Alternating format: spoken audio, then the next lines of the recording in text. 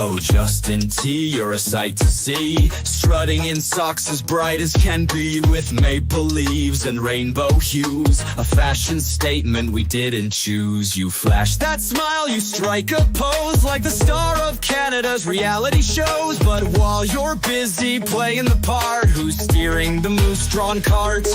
Oh, Justin, fancy socks Trudeau, what's your next scandal? We all wanna know.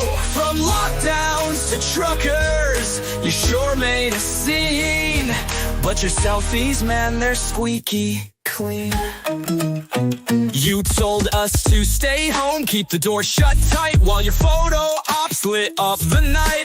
Flatten the curve was your famous refrain, but your poll numbers never felt the pain. Then came the truckers with horns that blare. You met them with cops like you just don't care. You froze their funds, you called them names, but Justin, aren't you the king of the blame games? Oh, Justin, fancy socks Trudeau, what's your next scandal? We all wanna know. From lockdowns to truckers, you sure made a scene, but your selfies, man, they're squeaky clean. Ethics breaches, oh, who's keeping score? Your charity scandals leave us wanting more. With every stumble you manage to spin, dancing around like you're destined to win. A master of drama, you cry on cue. A one-man Broadway, it's all about you. From blackface blunders to AgaCon trips, your legacy's packed with comedic scripts. But hey, at least your socks are bold, a distraction tactic that never gets old. So here's to you, our selfie king, the Bard of Ottawa, let freedom ring. Oh, Justin, fancy socks Trudeau, what's your next scandal? We all wanna know. From lockdowns to truckers, you sure made a scene, but your selfies, man, they're squeaky clean. So let's raise a toast to the man with flair, with his socks and his scandals and his well-coiffed hair. Justin Trudeau, you're a comedy gold, a tale for the ages, forever retold.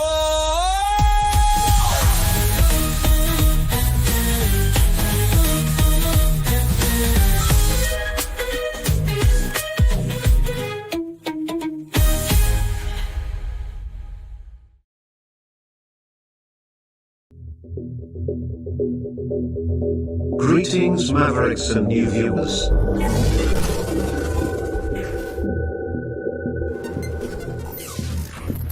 Tonight, direct and live from the Maverick News Network World Studios.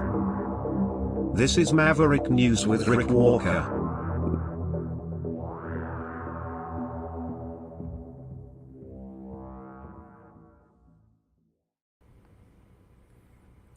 Danielle Smith, Jordan Peterson, Kevin O'Leary,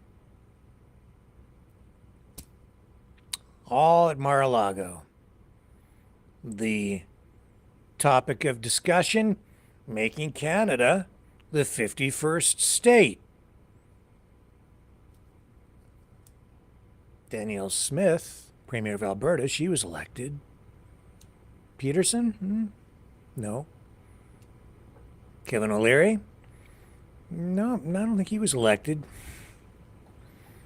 Something seems weird about all of this, but unprecedented times. We're going to go to the phones at some point tonight, I think, and you guys can weigh in on the conversation. As long as our internet holds out, we will try to find a way to do that. What else is going on? The wildfire situation out in California. We're going to update you on that situation as people continue to gang up on California Governor Gavin Newsome. Is that justified? Is it fair? Or is he truly to blame? We'll let you draw your own conclusions after we give you what information we can about that tonight.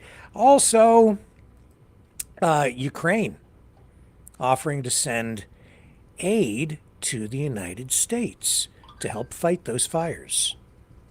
Well, that you weren't expecting that. Stay with me. There's a lot to unpack tonight, and you get to participate by exercising your right to free speech right here on the Maverick News Channel. You know, someone very profoundly once said many years ago that if fascism ever comes to America, it'll come in the name of liberalism.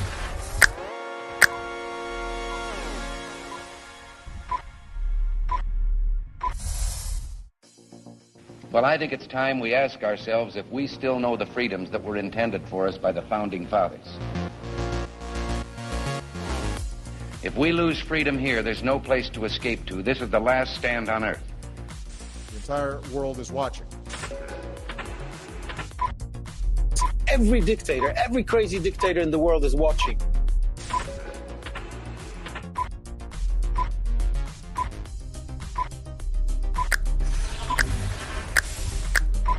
The world is watching. On TV, the entire world is watching. On social media. But the entire world is watching, and yes, they are seeing what we have apparently bravely been willing to say that others are thinking. Stand for freedom. Literally stand for freedom. Let's get this done. The entire world is watching. We're at war with the most dangerous enemy that has ever faced mankind in his long climb from the swamp to the stars.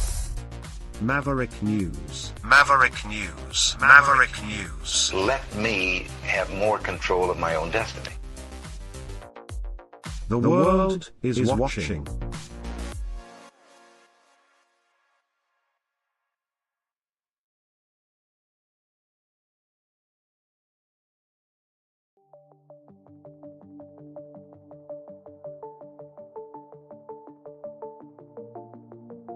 Greetings, brave Mavericks. Our quest for truth continues. We go beyond fake news. Together we expose propaganda. Together we pull others out of rabbit holes. We are maverick thinkers. We are all unique individuals. Defenders of individual rights and freedoms. Credible. Trusted. Grounded in reality. Maverick News. Maverick News. Defending free speech. Free speech. Donate at freedomreporters.com. Do it now. Tomorrow may be too late. Maverick News. The world is watching.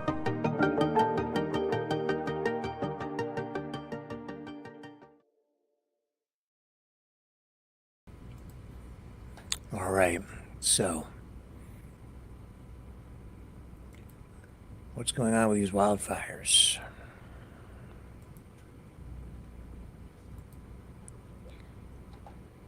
Well, I can tell you that the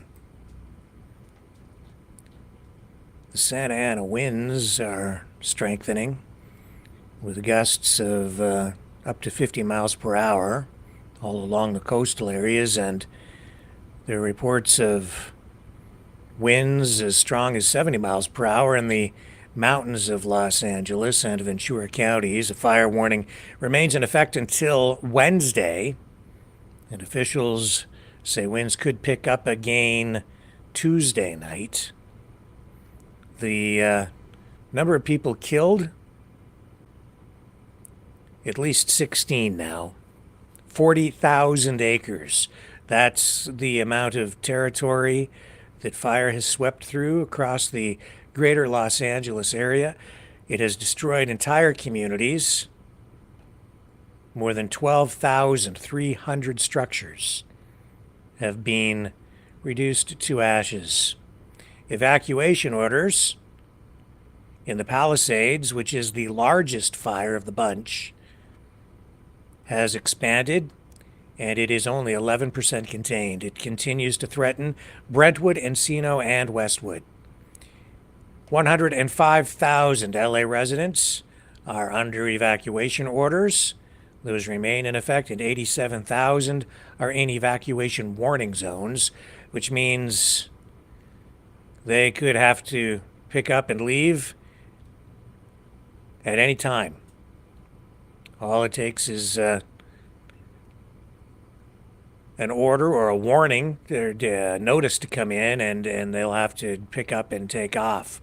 Los Angeles County has also declared a public health emergency because the smoke and particulate matter has been deemed to pose immediate and long-term health threats. So, yeah, it's not looking good, and it's going to be some time before we get this thing under control. Yeah, I'm going to pick this feed up here, and we'll share this with you just to give you a sense of what the coverage is like coming from the media out in LA. Here we go. That are expected to last through midweek. At least 16 people are dead, 16 reported still missing, with the death toll likely to rise. Over 100,000 residents are under evacuation orders. California Governor Gavin Newsom gave updates on Meet the Press earlier today, announcing he signed an executive order suspending the state's costly environmental review process for homeowners and businesses seeking to rebuild their properties. The governor also said that he invited President-elect Trump to visit the state, but has yet to receive any response. Newsom added that he took Trump's threat to withhold disaster assistance seriously.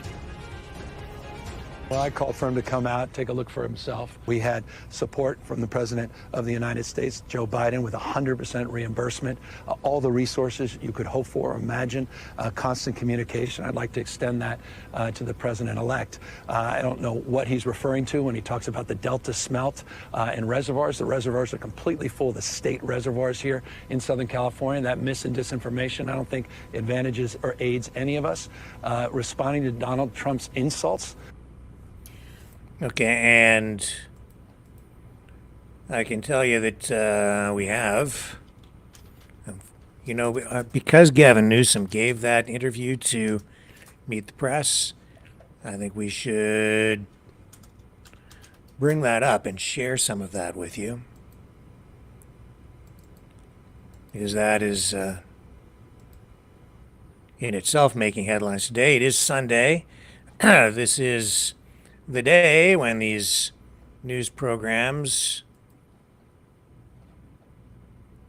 feature long-form interviews with the newsmakers of the weekend. Today, of course, Gavin Newsom.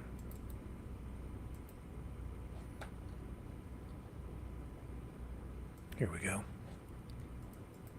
Gavin Newsom making international headlines and striking back at Donald Trump. Here's the interview. We won't run all of it, but we'll run some of it. Thank you so much for doing this. Thank you. 6 different wildfires raging right now. Do you have the resources to combat all these fires at this hour? Yeah, we got 14,000 people working the line right now. We doubled the National Guard. We have 1,680 out there helping on the logistics side. I was just with folks from Mexico, 73 folks. They'll be relieving some of our hand crews. We've got 9 states that are now providing under this EMAC system support. So we've got the resources, but we have more important, we have the winds that have changed, and that allows us to be more resourceful with existing resources, particularly the aerial resources. What's the mission of the National Guard here in Southern California? Combination of factors. We have the rattlesnake teams that are doing the line and working with the hand crews. We have other logistics packages happening. And we saw our first MAFs, which are these folks that are doing retardant, which are military planes, and the guards leading that operation. So it's a combination of all those factors. And of course, fundamentally, 600 plus, just focusing on looting and making sure there's law and order on the streets. Well, there goes, I may as well acknowledge it. There goes another one of your choppers. How many aircraft do you have deployed right now? There are as many as the traffic control can handle. Aircraft resources are not an issue. We've got fixed wing up today. And then you saw last night, particularly over the last couple of days, just battling the nighttime blazes. By the way, technology that didn't exist a few years ago. The state did not have the resource of these Firehawks that allow night vision, 6 hours, night goggles. These guys laid down the lines in the Palisade, almost 500 million gallons to try to hold the line there on the ridge so it didn't come down into the canyon, the Bel Air area, and parts of Brentwood. So it's just remarkable, the heroism of these folks. It's remarkable, the mutual aid system. I mean, you meet folks from Oregon that are working with folks from Kern County, that are working folks overseas that I've never met, and it's hand in glove. It's really inspiring. In your opinion, is this or will it be the worst natural disaster in the history of the United States? I think it will be in terms of just the costs associated with it. In terms of the scale and scope, I'll only remind the folks in California, with the Tubbs Fire, 5,600 houses were lost, and of course Camp Fire, we had 18,000 housing units lost, and 85 people that lost their lives. Currently, we're getting confirmation from the coroner, so we always have to be careful on the death toll, but it's in the 13 range, and I've got search and rescue teams out, we've got cadaver dogs out, and there's likely to be a lot more. What is your biggest concern over the course of the next 48 hours? I think is making sure the life safety focus, the property focus is there, at the same time we're addressing the perimeter issues. The challenge is the winds. We've got these winds coming back this evening, Sunday night. We've got peak winds on Monday. We're going to see 50+ mile an hour gusts, subject to change. So now we're pre-positioning assets, and we're pre-positioning not just here in the theater, those existing 5+ fires, but now broadening that to a number of other counties and moving farther south with some of those resources in anticipation we could see some flare-ups in new places, new starts. You're here with us on Meet the Press to announce a new executive order. What is this executive order? What are you hoping to accomplish? Look, we've got to be thinking 3 weeks, 3 months, 3 years ahead. At the same time, we're focusing on the immediacy, which is life safety and property. And so that's exactly what we're doing with disaster assistance, making sure people are getting their applications, addressing the issue of fraud, and that's an issue we've got to address. Price gouging, so executive orders on price gouging, recovery. We want to get inspections, units like this. We want to get our inspection teams out here. They're already starting to get out here. We've come up with some timelines so we can get within the next few weeks all that done so people can get their insurance claims. We can then start the big contracts to remove the debris, to address all the hazmat issues. Same time as I got to button up the canyons here as it relates to potential flooding with a lot of atmospheric rivers. Remember, we're in the middle of winter.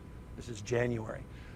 In fact, the day of this fire, not a stone's throw away, as the crow flies, there was snow right up the mountain here, same day as this devastating fire here in Altadena. And so all those things have to happen concurrently. But here's the big thing. I'm worried about issues of rebuilding as it relates to scarcity, as it relates to property taxes, meaning scarcity of resources, materials, personnel. I'm worried about time to getting these projects done. And so we want to fast track by eliminating any CEQA requirements. I've got Coastal Act changes that we're making. I want to make sure when someone rebuilds that they have their old property tax assessments and that they're not increased. So all of that's been done in the executive order we just announced. CEQA, Governor, and the Coastal Act are both environmental regulations. And if you're going to be suspending those temporarily, are you concerned about problems that may result from the suspension of those environmental regulations and a potential abuse by developers? Yeah, we're not going to, and within this executive order, we frame those abuses. We basically bookmark that in the context of maintaining the existing footprints. The Coastal Act, they allow just a 10% variant, so we're going to be very mindful of that.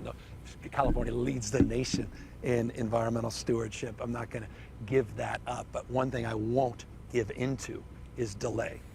Delay is denial for people. Lives, traditions, places, torn apart, torn asunder, families, schools, community centers, churches, you've seen it. The number of schools that have been lost in this community, and we've got to let people know we have their back. We're going to be back. We're going to do it efficiently and effectively. Don't turn your back. Don't walk away because we want you to come back, rebuild, and rebuild with higher quality building standards, more modern standards. We want to make sure that the associated costs with that are not disproportionate, especially in a middle-class community like this. You've also... Okay, so... Oh, hang on. I want to want to pull this back up here. People when I'm in the streets are asking. Talking about what water the hell supply happened? issues. What happened to the water system? Was it, and by the way, was it just overwhelm that you had so much that was used, we drew it down? Was it pipes? Was it electricity? It was a combination of pipes, electricities, and pumps. What was that drawdown impossible because you lost 7,000+ structures right here anyway, and every single structure we lost had a pipe that was leaking, and we'd have lost that water pressure anyway. Did it contribute in any way to our inability to fight the fire, or were 99-mile-an-hour winds determinative and there was really no firefight that could have been more meaningful? So all of us want to know those answers, and I just don't want to wait because people are asking me. I want to know those facts. I want them objectively determined, and that the chips fall where they may. This is not about finger pointing. You say what to people who insist that these independent investigations or calls for them? Are you passing the blame on to other people? How could it be when we're doing an independent investigation and we just want the adjudication of the facts? As I say, it's not about finger pointing. It's about answering the questions you and everybody wants answered. And I think there's a propensity to wait to answer those questions. And people want immediacy. They want response and responsiveness. And so that's the idea. Ultimately here, does the buck stop with you? I mean, you're governor of California. You might as well be the mayor of California. We're all in this together. We're all better off. We're all better off. We're all better off. And we're working together to take care of people and to make sure people are supported. We're empathetic. And we're here not just in the immediacy of the crisis, but we're here after the crisis, as opposed to creating a crisis in the middle of this by trying to divide people and play political. Okay. So, if you want to see that whole interview, it's on the NBC News website. I would encourage you to go and watch the whole thing. A lot of politics being played here, regardless of anybody saying they don't want to point fingers or engage in partisan politics in the middle of what is really one of the biggest emergencies in U.S. history, and in the middle of what may well turn out to be the largest natural disaster in U.S. history. Makes me wonder a lot of this stuff about a lot of things. One of the things I'm wondering about is, why hasn't Donald Trump responded to Gavin Newsom? Why hasn't Donald Trump taken up Newsom on the offer to go and tour the fire-ravaged area? He's the incoming president. It seems to me it would be entirely appropriate for him to be there. I'm surprised he isn't, frankly. If I were in Donald Trump's shoes, I would certainly be on a plane and heading to Los Angeles very quickly, given what has just been happening there. And then there's this ongoing dispute over the water restoration declaration. This is what Donald Trump claimed that Gavin Newsom refused to sign, a water restoration declaration, which Trump says would have prevented the wildfires in California. But this whole story is being widely disputed. There are quite a few sources out there saying that no such document as a water restoration declaration even exists. Gavin Newsom's office has explicitly stated that this claim was, in their words, and we'll see where things go with that independent investigation, but they have stated that this claim by Donald Trump is, in their words again, pure fiction. And there are other experts in California water policy who have also confirmed that there was no such declaration for Newsom to sign. So I'm not exactly sure what Donald Trump might have been getting at, but I do know that his remarks, his accusations, I would say, even aimed at Gavin Newsom, blaming Newsom for this disaster, are now being widely disputed. Now, some people are saying that Trump's remarks appear to reference a previous policy dispute where Newsom challenged the Trump administration, which had an initiative from 2020, which was aimed at diverting more water from Northern California to the Central Valley and Southern California for agricultural use. And that was met with legal action due to concerns over environmental impacts, particularly that fish, the Delta smelt that Donald Trump referred to. So maybe Donald Trump was confused at the time he made the statement about this water restoration declaration and its potential impact on, or the fact that it wasn't signed or maybe doesn't even exist, and its potential or possible impact on what happened here with the wildfires and the devastation. So, but that situation with the diversion of the water for agricultural use, that initiative was not a declaration that Newsome could sign or refuse, and it had no direct connection to the wildfires in Los Angeles. So that fish, the Delta smelt, is not really a factor here from the information that is out there right now. I hope we do get an independent investigation, and I hope they do drill down and find out what the facts are. Yeah, that will take time, though.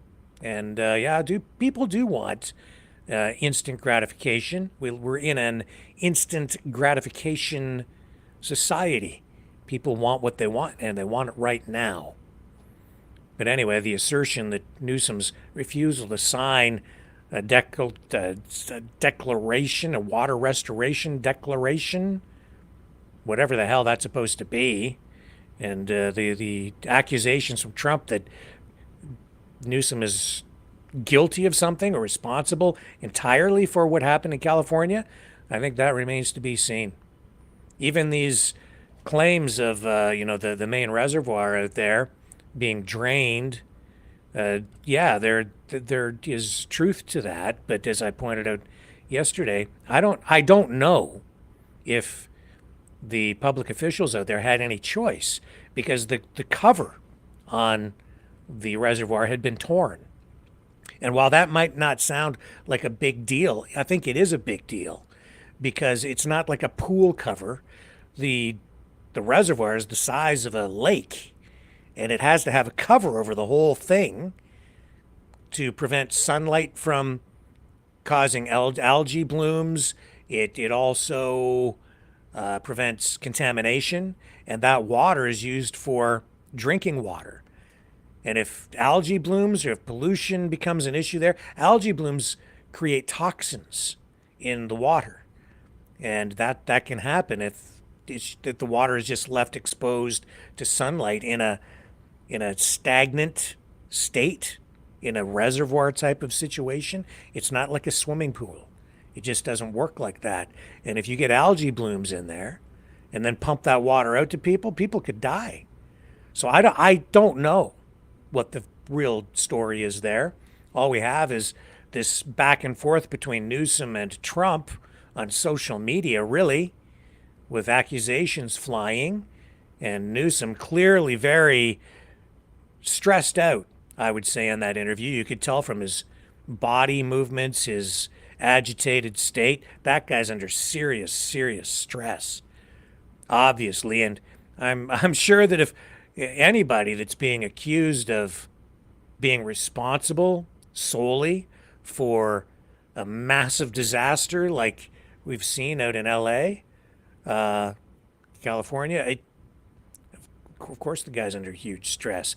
Is he just covering his butt, or does he have legitimate points in what he's been saying? I think it's really unfortunate that these two guys can't get it together and talk and serve the people better. Now, Trump's not in office yet. Nevertheless, he's only days away from walking back into the Oval Office to serve, hopefully, the American people. And with that in mind, I mean, he hasn't hesitated to rattle his saber and assert that he wants to take over Greenland, the Panama Canal, Canada, and maybe other places around the world. Hasn't stopped him from doing that. So why isn't he paying more attention to what's going on out in California? Why? I really have to wonder why the guy isn't there. Maybe there might be a legitimate reason, but it just seems to me he should be there. I don't know. Bizarre to me. Everything just seems so weird. And you know, while all this is going on, I'm sure that some of you, especially you people who hate Ukraine for whatever reason, you're going to find this a little bit weird, maybe. But Vladimir Zelensky today says that Ukraine is offering to help to combat the California wildfires. He has asked his team to prepare for the possible participation of rescuers in combating the wildfires in California. They have, I guess, 150 firefighters that he is prepared to send to the U.S. to assist. And I'll show you. He posted this on the Ukrainian president's official website today. Here it is right here. Ukrainians can help Americans protect lives, it says in this headline. We already have 150 firefighters prepared. And he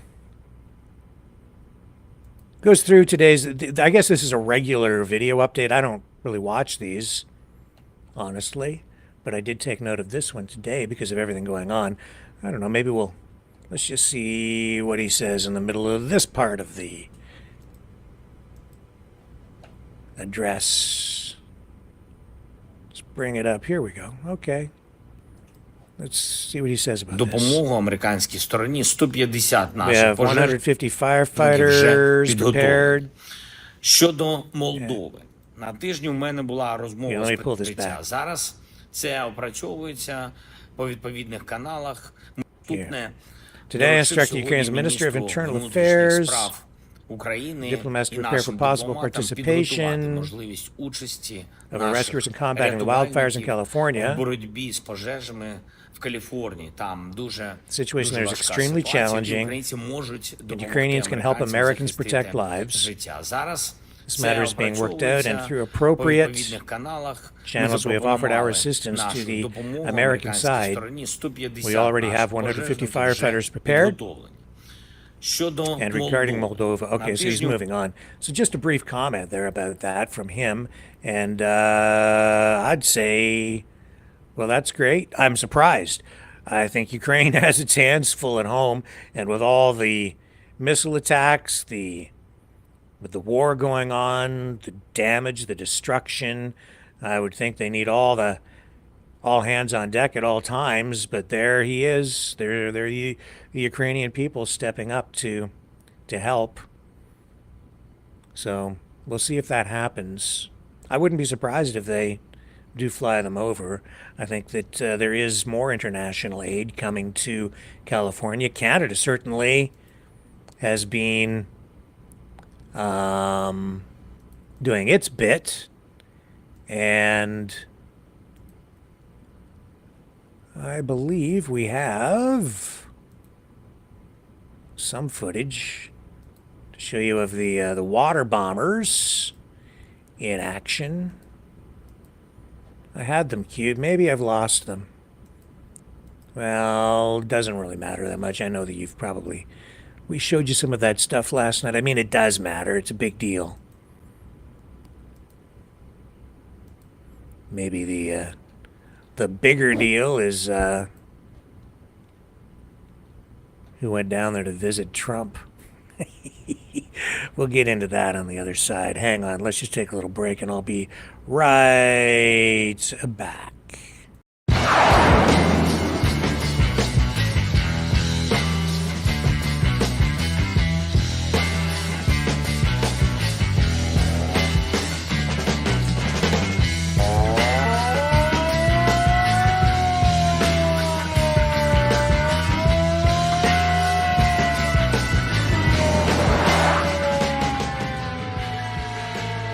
Maverick News. fighting for freedom.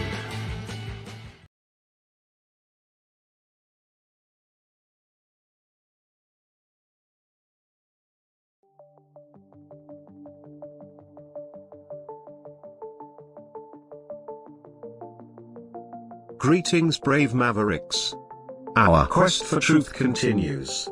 We go beyond fake news. Together we expose propaganda. Together we pull others out of rabbit holes. We are maverick thinkers.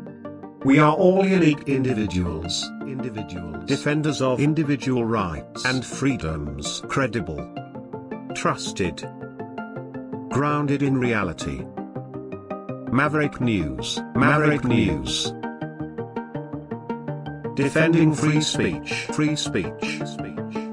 Donate at freedomreporters.com. Do it now. Tomorrow may be too late. Maverick News. The world is watching.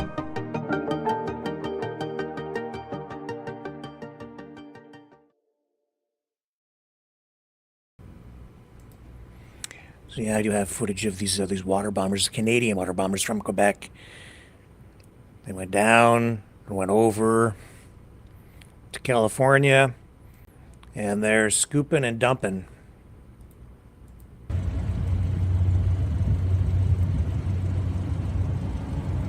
As you can see.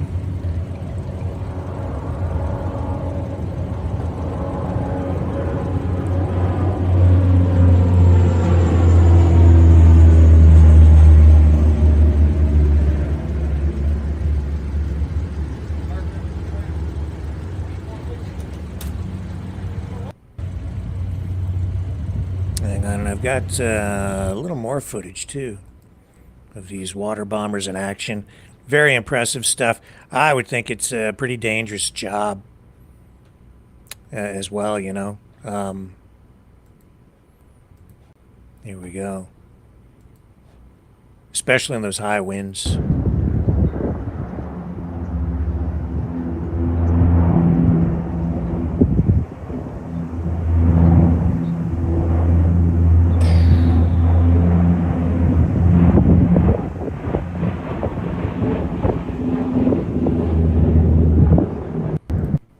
So we'll continue to keep an eye on all of this, and we've got our eyes too on our politicians and live streamers and people who are unelected going down to, I don't know, kiss the ring of Donald Trump and, I don't know, represent Canada? Like, who gave these people authorization to negotiate anything?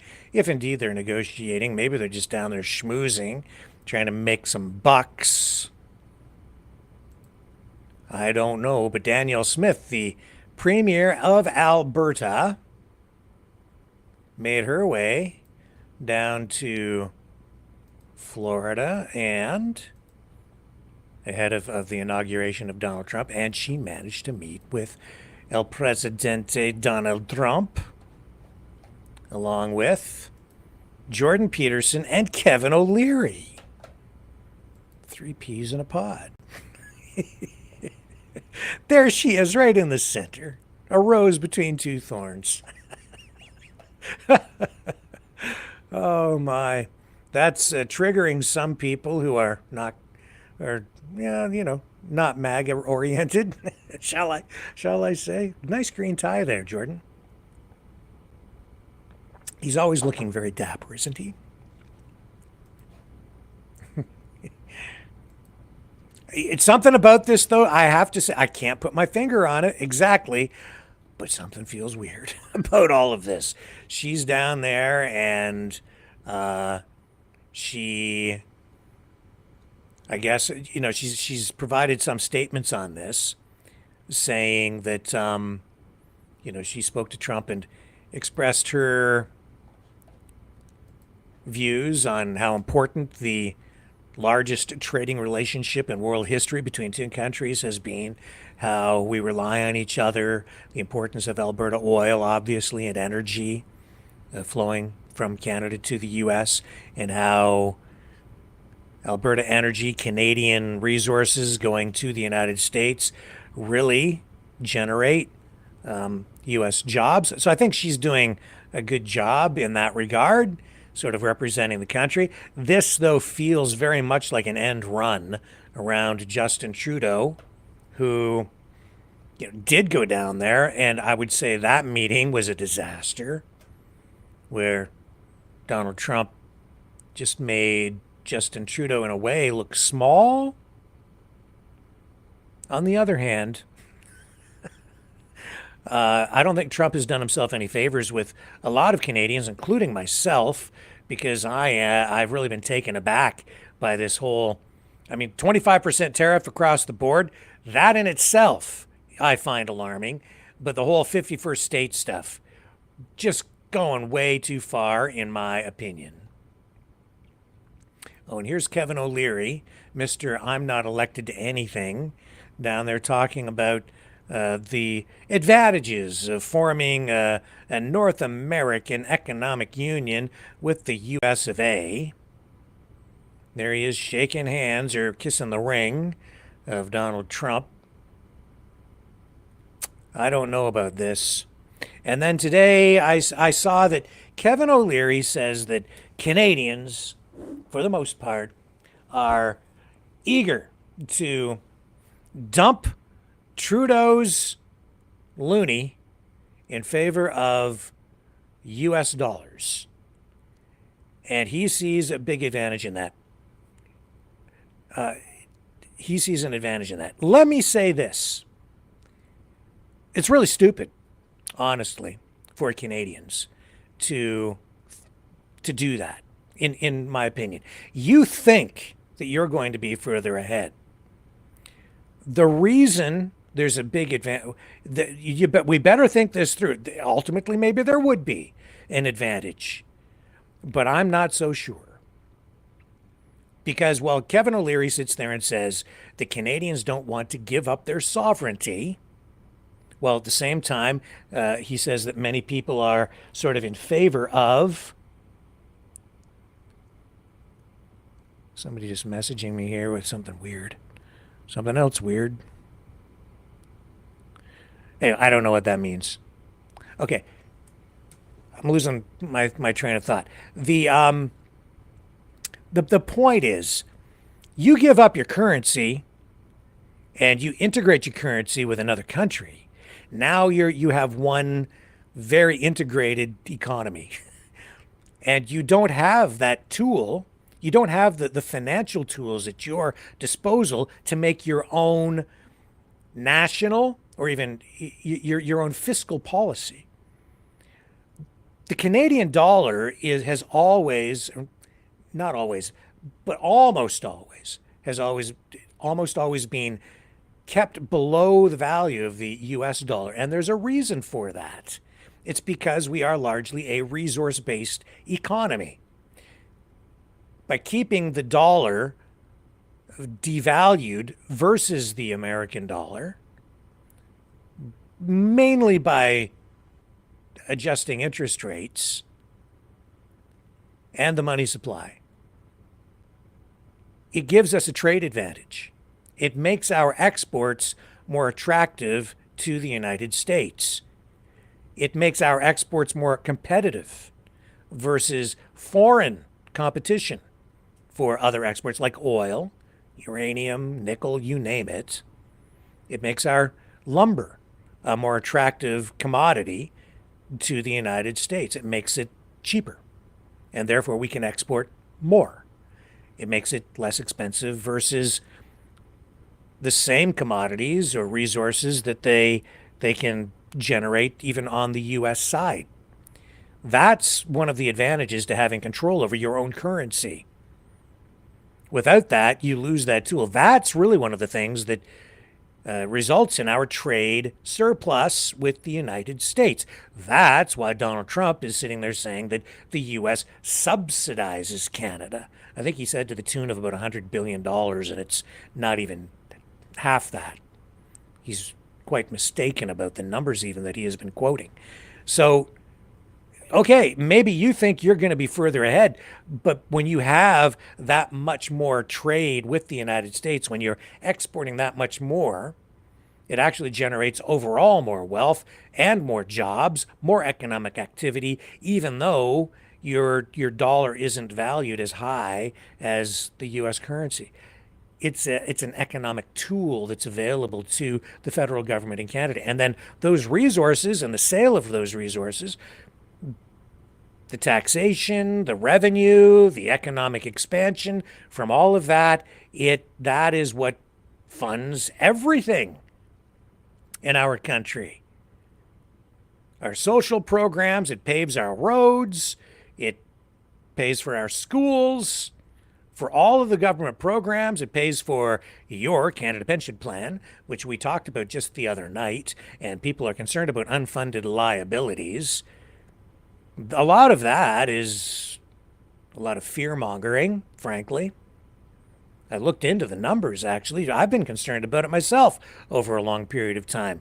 But we're not really that bad off. And actually, the fund, the Canada Pension Plan Fund, is liquid over the next few decades.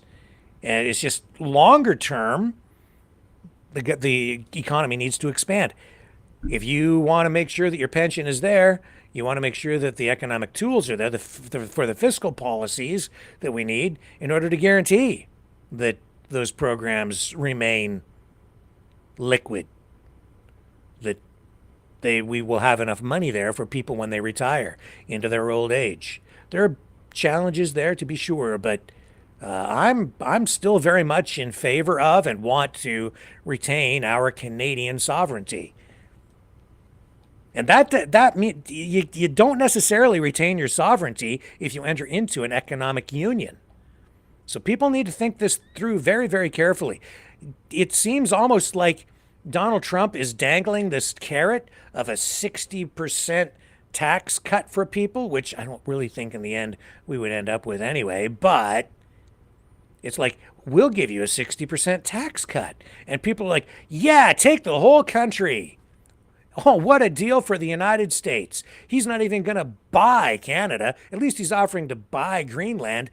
But here he is saying, well, we'll just cut your taxes by 60%. And I see all these patriots, freedom fighters, people are accusing our own government of treason, who are ready to just hand it all over.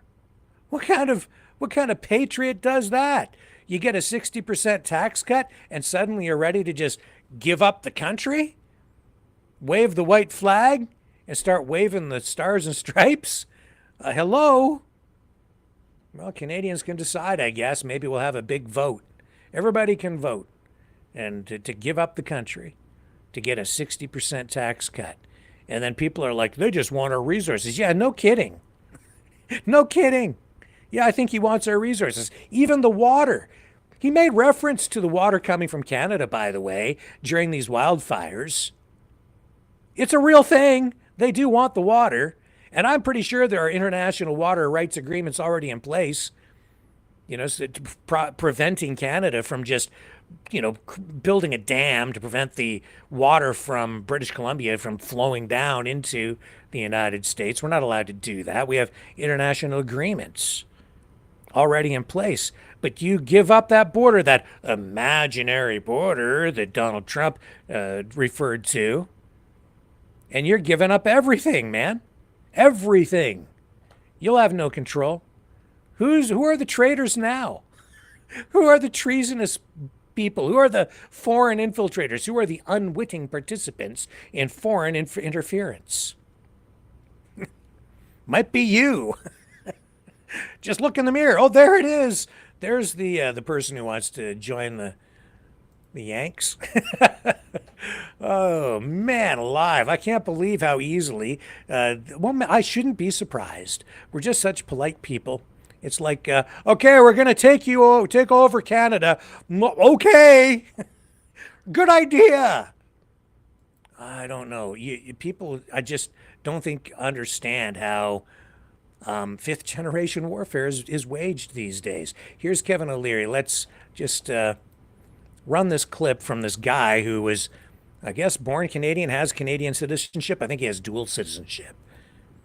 who no longer lives in Canada, as far as I know, but he makes his way up here once in a while, but he spends, I think, the majority of his time down in the U.S., being a super duper celebrity.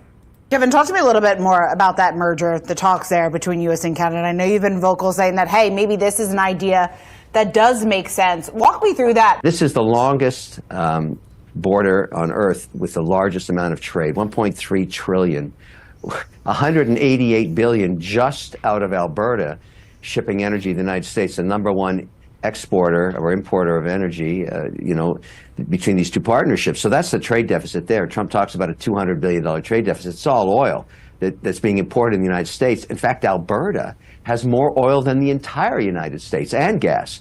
And so that's a partnership that gives energy independence, number one. Number two, all the goods and services. I mean, Canadians and Americans are almost original DNA. They're almost the same, with cultural differences, obviously, and nobody's saying give up your citizenship. But why wouldn't we create something as powerful as the economic union in Europe? Why wouldn't we do the same thing here and tell the rest of the world, listen, we've put our economies together, and I'll give you some specific examples. A common currency.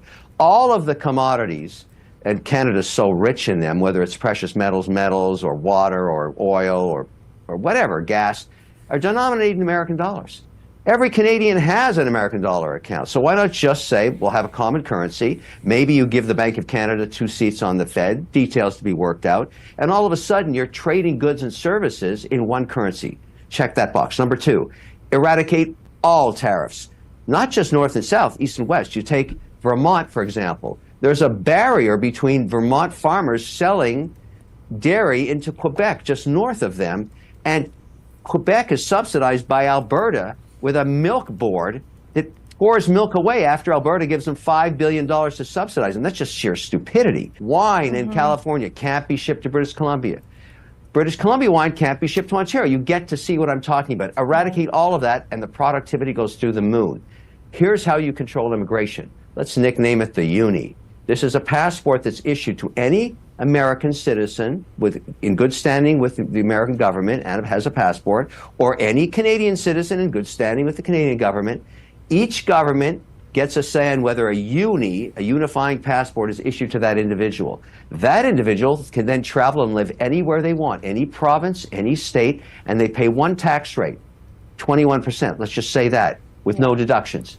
And so people will really find that attractive, but it's even better. You start to control immigration. You want to go to MIT?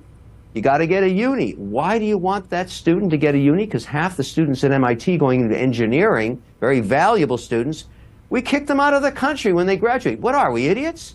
We should bring their whole families over if the background check works and keep them here working for our economy. On and on.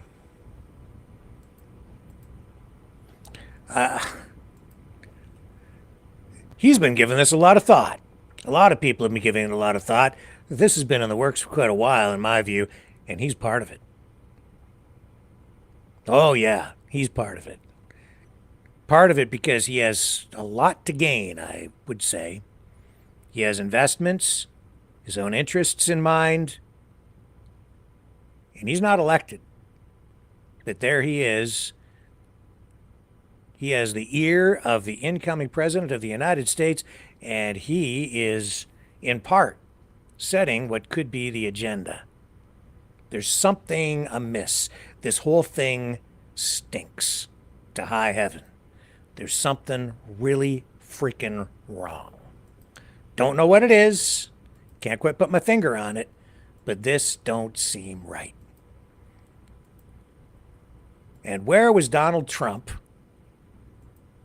Like, where was the talk of this during the campaign? No mention of this. Nothing. And now he's in office, and he wants to take over our country. It just doesn't seem right. Something is amiss, folks. Alert, alert, alert. Hello, heads up. Do you love your country? Well, David Frum, former conservative speechwriter for President Bush, made this appearance on the weekend talk circuit. I think it was Global News this weekend. And he is absolutely sounding the alarm. What's going on with Donald Trump, and I'm going to share that with you on the other side of this. Stay with me.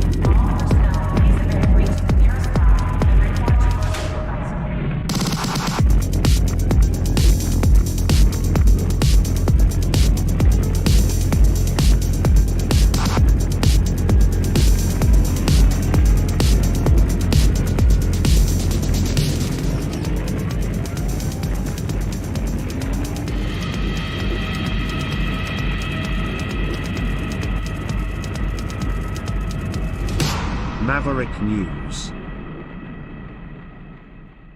The world is watching.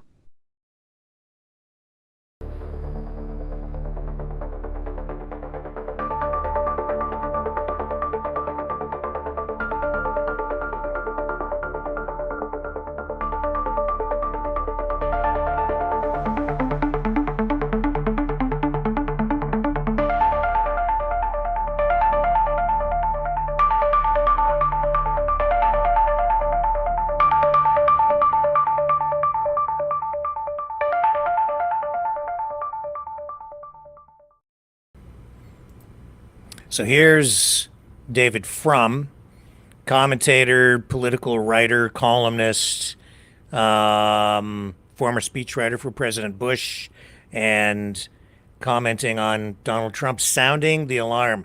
He says that we need to be concerned.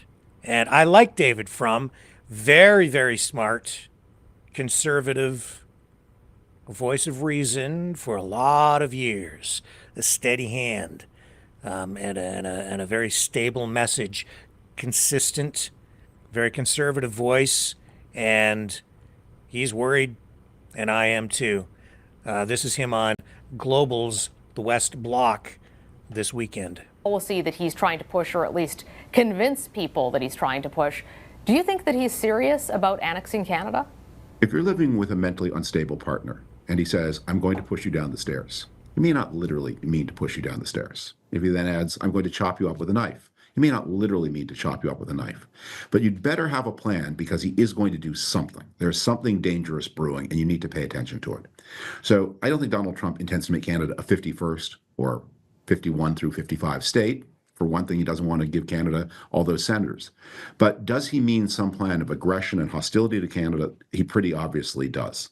And is it an important part of what's going on inside his brain? It is, because he keeps averting to it. I mean, he often will have some stray, sparkly thought in his mind. But this one he's come back to again and again, at the same time as he's been talking about territorial aggression against Denmark, a NATO member, territorial aggression against Panama, a longtime U.S. ally, and at the same time as he has had a campaign where he's talked a lot about firing weapons into Mexico to blow up fentanyl labs. So there's a plan of aggression against neighbors and allies in his mind, at the same time as he's planning to abandon Ukraine, and Canada better take that very seriously. What do you think is driving this almost imperialistic drive that he's talking about? I mean, America's been an empire for a long time. It's big. It's very militarily powerful. But we haven't seen a president threatening NATO allies to take things against their will. I don't want to quibble with your language here, but I would reject the idea that America has been, at least since 1945, anything like an empire. Americans came out of the Second World War experience realizing the key to their security was working collectively with allies. The allies were a multiplier. America led an alliance of the richest and most technologically advanced countries in the world, and its two most dangerous enemies ever, Germany and Japan, it recruited, and they became allies too. And the United States was able, with remarkably little military force compared to how much it was doing, to create a system on the Atlantic and Pacific Oceans of peace and trade that protected American interests at comparatively low cost. But it always depended on cooperation and taking the interests of allies seriously. Donald Trump has completely rejected that idea. He's never believed in it. He doesn't believe in collective security. He believes in domination and being dominated. And he wants the United States to dominate because that's the only relationship he can understand. If you're not dominating, you're being dominated. One of the reasons he identifies so much with America's dictatorial enemies is because they do politics in a way that he understands. Putin isn't the servant of the Russian people. He's the boss of the Russian people. And Donald Trump doesn't like being the servant of the American people. He wants to be the boss of the American people and through them of everybody else. What sort of scenarios do you think Canadians should be bracing for? Canadians should be braced for a lot of tariff aggression. Although a tariff is a tax, unlike taxes, the president of the United States has a lot of unilateral authority to impose tariffs. And Trump seems to have a very rapid series of tariff increases coming. He has them planned. Members of his team may try to dissuade him from doing all of them, but he certainly seems to have them very much in mind. So get ready for that. I think Canada should be ready for, I don't think there will be direct aggression against Canada, but Canada should be ready for a lot of aggression against Latin American partners, and particularly against Mexico. Trump believes that the reason America has a drug problem is because bad Mexicans make good Americans take drugs. And the bad Mexicans can be defeated by armed force. And that's not only his idea, but that of his much more intellectually ambitious vice president who's spoken about the same thing. And they have talked a lot about using military force as a way to stop the flow of drugs from Mexico into the United States. And of course, that flow of drugs and people has been something he's identified with Canada, too. Of course, it's much less so here, but some particularly high-profile terrorism cases in Canada that resulted in people coming here who plan to cross the border and terrorize the U.S. Have really been talked about by his team. We were both around after 9/11. The fear was always that Canada would be identified as somewhere terrorists were coming from, and that was falsely claimed after 9/11. And now you have an administration moving forward with some actual examples. They're also frustrated with how much they've had to spend to protect Canada while Canada has not invested in our military. Do you think there's a risk to Canadian sovereignty there, not in terms of the U.S. invading, but in terms of them deciding to make the decisions about our defense instead of consulting through things like NORAD and NATO about how we use our options together? Canada has underinvested in defense, and it's underinvested in policing. When the government of India carried out an assassination on Canadian soil, the reason Canada could be so confident about that it was an Indian action was not because of anything Canada found out, but because of intelligence shared by Canada's partners, and especially the United States. So Canada should be less of a free rider. It should have more of a defense option. It should have more of a police capability. And so its voice will carry louder. And so its sovereignty will be protected and not invaded by allies who find Canada negligent.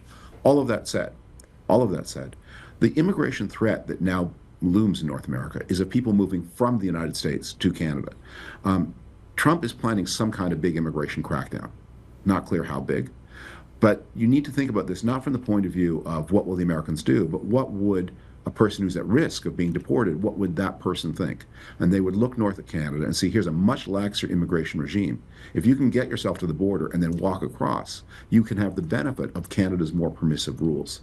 And so there could be many thousands or tens of thousands or conceivably hundreds of thousands of people who fear deportation from the United States and try to find refuge in Canada. Yeah. I think that's coming.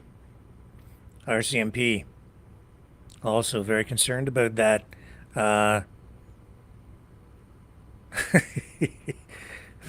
I'm laughing and I shouldn't be laughing. This is beyond disruptive. This is chaos. And we're in for it.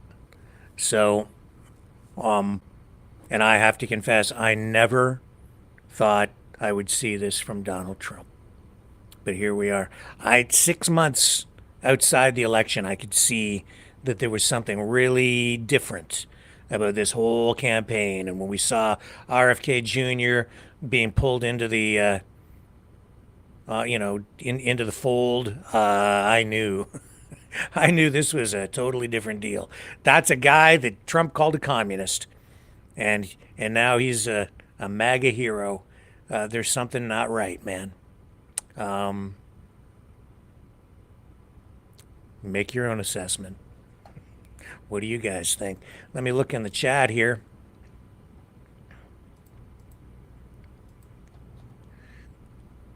Choosy, sure, this 51st state stuff is the last straw. Exile those Knights of Malta. Do it now! Yes, Choosy, I agree. Yeah. Glitch says, you way off, Wiki. Am I? You wait and see, my friend. You wait and see. I don't think so. In fact, I've barely scratched the surface, my friend.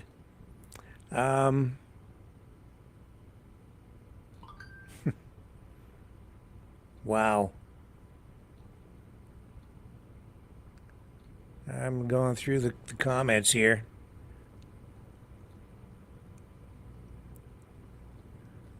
Sandy says, Trump is all talk, blah, blah, blah.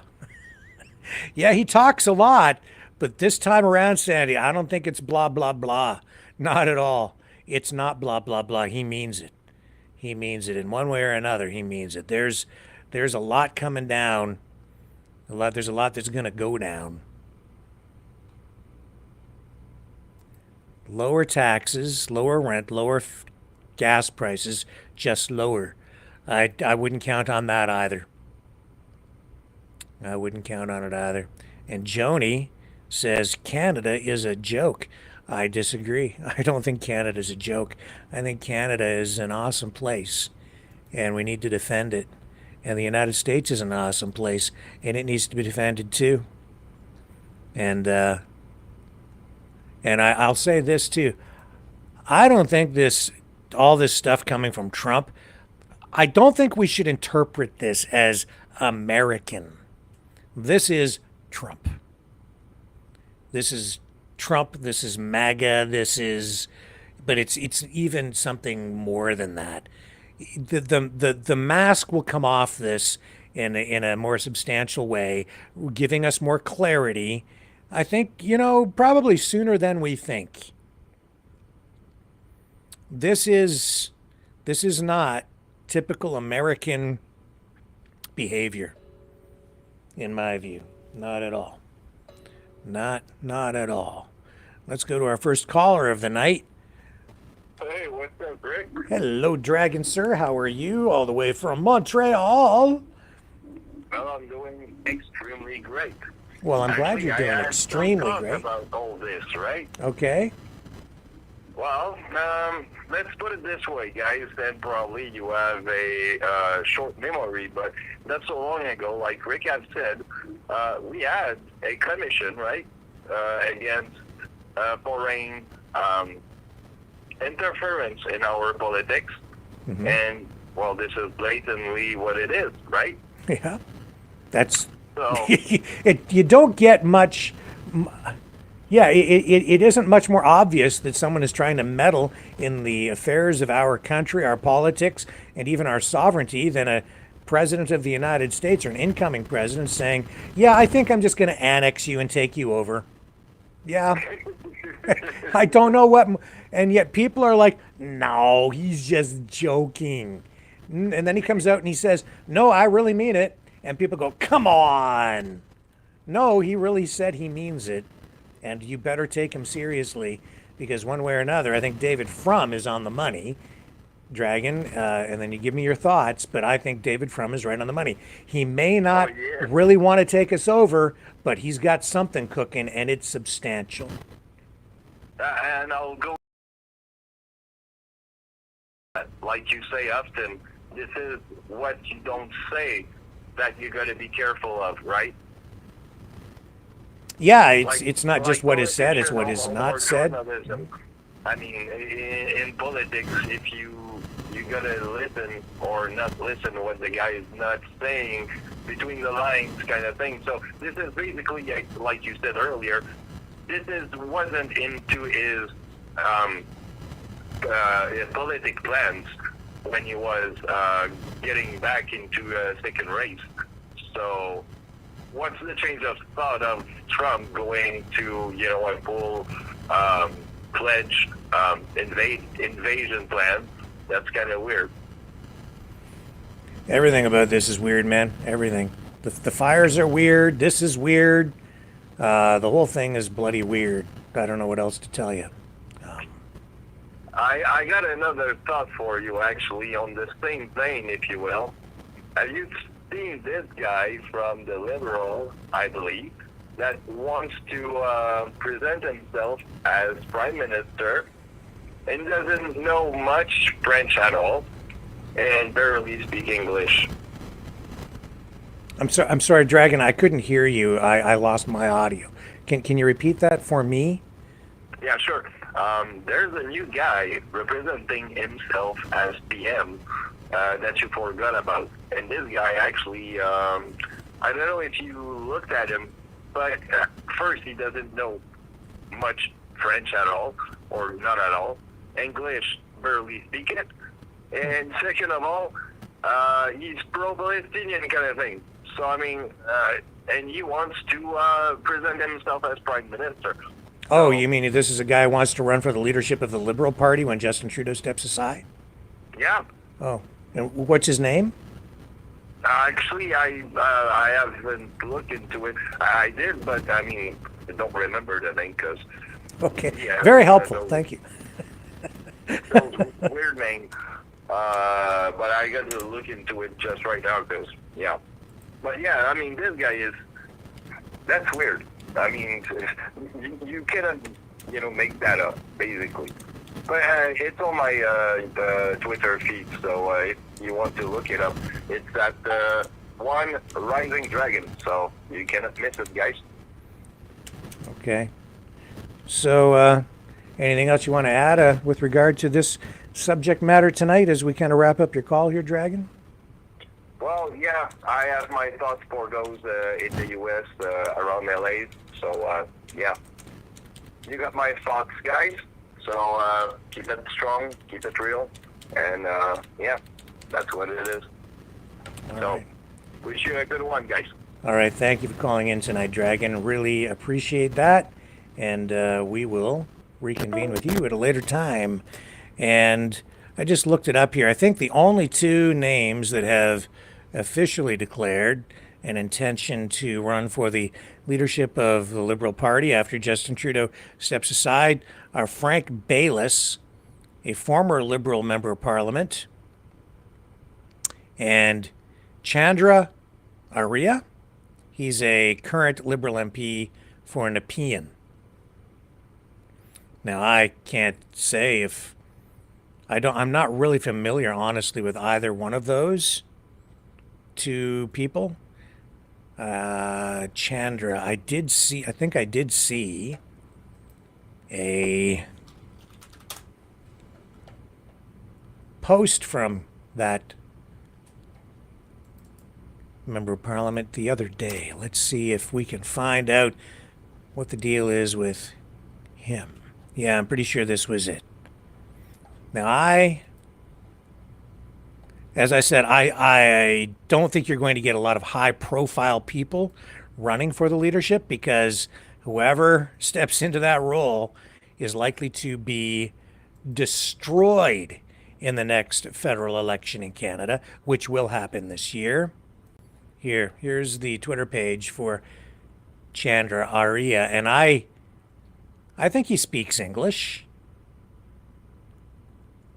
Here we go. Here he is on Power and Politics speaking about his bid to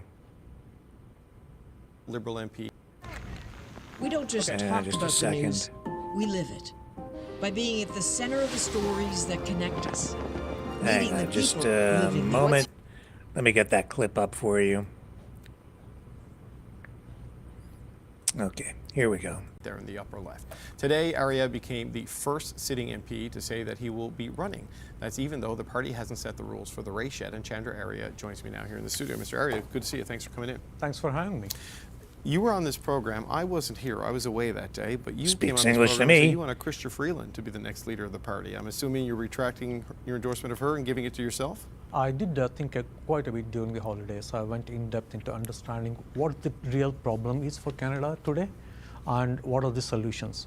When I started working on the solutions, I realized that nobody has got the political guts to actually do the things that are required to get back on trail so that we will have some prosperity for our future generations.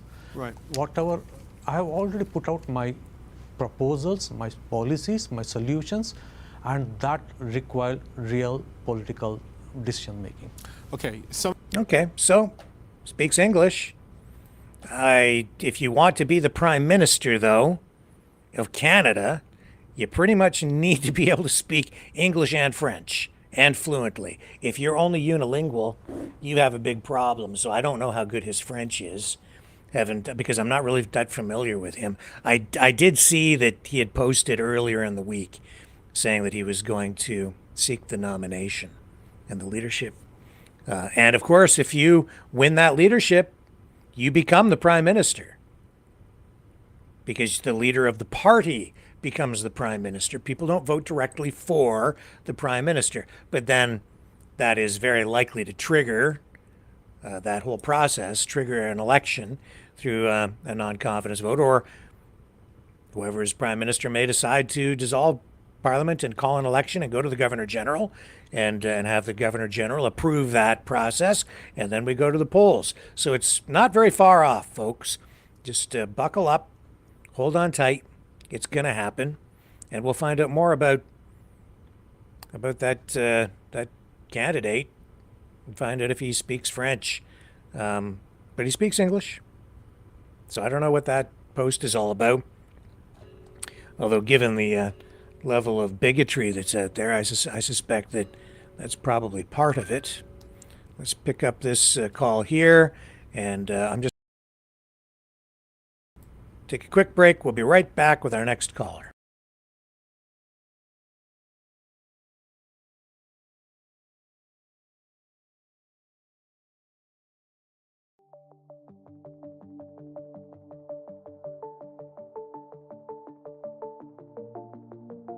Greetings, brave Mavericks. Our quest for truth continues. We go beyond fake news. Together we expose propaganda. Together we pull others out of rabbit holes. We are maverick thinkers. We are all unique individuals, defenders of individual rights and freedoms, credible, trusted, grounded in reality. Maverick News, Maverick News. Defending free speech, Donate at freedomreporters.com. Do it now. Tomorrow may be too late. Maverick News. The world is watching.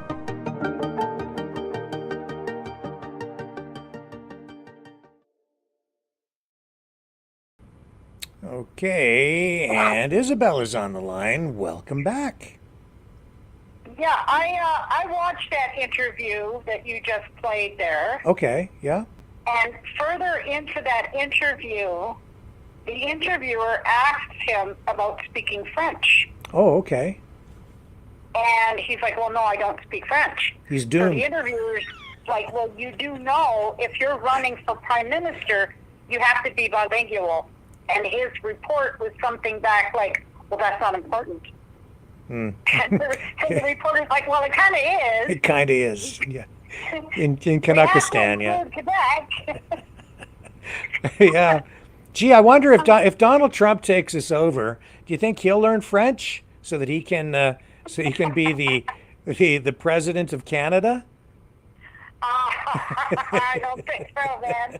I don't think so either. It's a little hard to teach an old dog like that a new trick like French. Yeah, I mean, no, and I mean, my husband was French, and he never taught my kids French, and I used to burn him for that because my kids would have had the chance of being bilingual. He did have a learning disability, he said, during the marriage, but I said to him, like, what? But still, you should be able to teach the kids French. He never did. The only words that I ever learned in French from him, I can't repeat. Well, I mix up my French with my Spanish because I studied Spanish in college, and then over the years it's just kind of blended together, and it just becomes this Franglish Spanish thing. It's just a mess. Well, I mean, I understand enough French that I basically know what they're talking about, especially when they're talking about me, like with my in-laws. Oh, yeah. But acting dumb sometimes, it's very helpful. But I used to say I was bilingual because I could speak Scottish and English. So there we go, I'm bilingual. Wow. Are you worried about this 51st state stuff? I'm kind of worried because I'm not far from you. We're not far from the border. Mm-hmm. And I do see, this is like when you spray the Raid can and the roaches run. And where are they going to run? They're going to run north. Yeah. And I don't want them here. And with the implementation right now of the legal guys that bear arms, like my son, he's a hunter. With that invocation of that, I worry because that leaves people wide open. I mean, we're not people to pull the gun first, as the Americans are. We always said, you know, you see the gun before you discuss. So you see the what and then what? They pull the gun before they want to talk. Who pulls the gun before they want to talk? Americans. Usually they're known for that. They're more aggressive with their weapons than they are with their mouths. And we're the opposite. I mean, when I went to the States, I was a biker, so we would go to the States and do rallies all the time. Loved the people down there. What scared the shit out of me was the artillery on everybody's hip. Mm. And I used to say that to them down, I mean, because we were all bikers. We could all go and stay at anybody's house. They would, you know, no problem. But I used to say to them, does that not, like, intimidate you wearing that on your hip? No. Aren't you guys scared in Canada? You don't have guns? I said, no. We're not scared. Or then I said, hey, we had road rage. We're going to get out. We're going to yell at somebody. We're going to bust their car window, whatever. Then we're going to get in our car and drive off. We don't have the fear of somebody pulling a gun. Because it doesn't happen. Well, it's happening now. Yeah. But I mean, back in the day, it didn't happen. So we didn't have that fear. But they were so quick to have their artillery on their hip, and they're so used to it. It's like brushing their teeth in the morning. It goes in the holster. It's a different society. It really is. Yes. I've traveled I drove a couple of times all the way across the U.S. and there are different cultures within the U.S. obviously, but it's a different country than Canada for sure. And you know, guns are part of it. Also, even just the like I spent a lot of time down in Texas, and in the time I was there, they sold beer in variety stores, which we're starting to do here. And but you'd pull up at a gas station and the trash cans at the gas pumps would be filled with beer cans. And I'm like, I don't know how safe that is, right? And that's why I'm even opposed to what we've been doing here. They've started selling beer at the truck stops along the 401, the en routes, right? I think that's stupid. That is the worst. I think when you start to minimize the threat of this, like selling it in the convenience stores, selling it at truck stops, it's minimizing the fear of getting caught being drunk. Because now these guys, what are they going to do? You're going to pull in, they're going to have a cold beer, where they would have a cold pop. Where you would have to stop someplace and go to a bar. Well, you can't exactly park an 18-wheeler outside of a bar. It's like oil and water to me. I don't get it.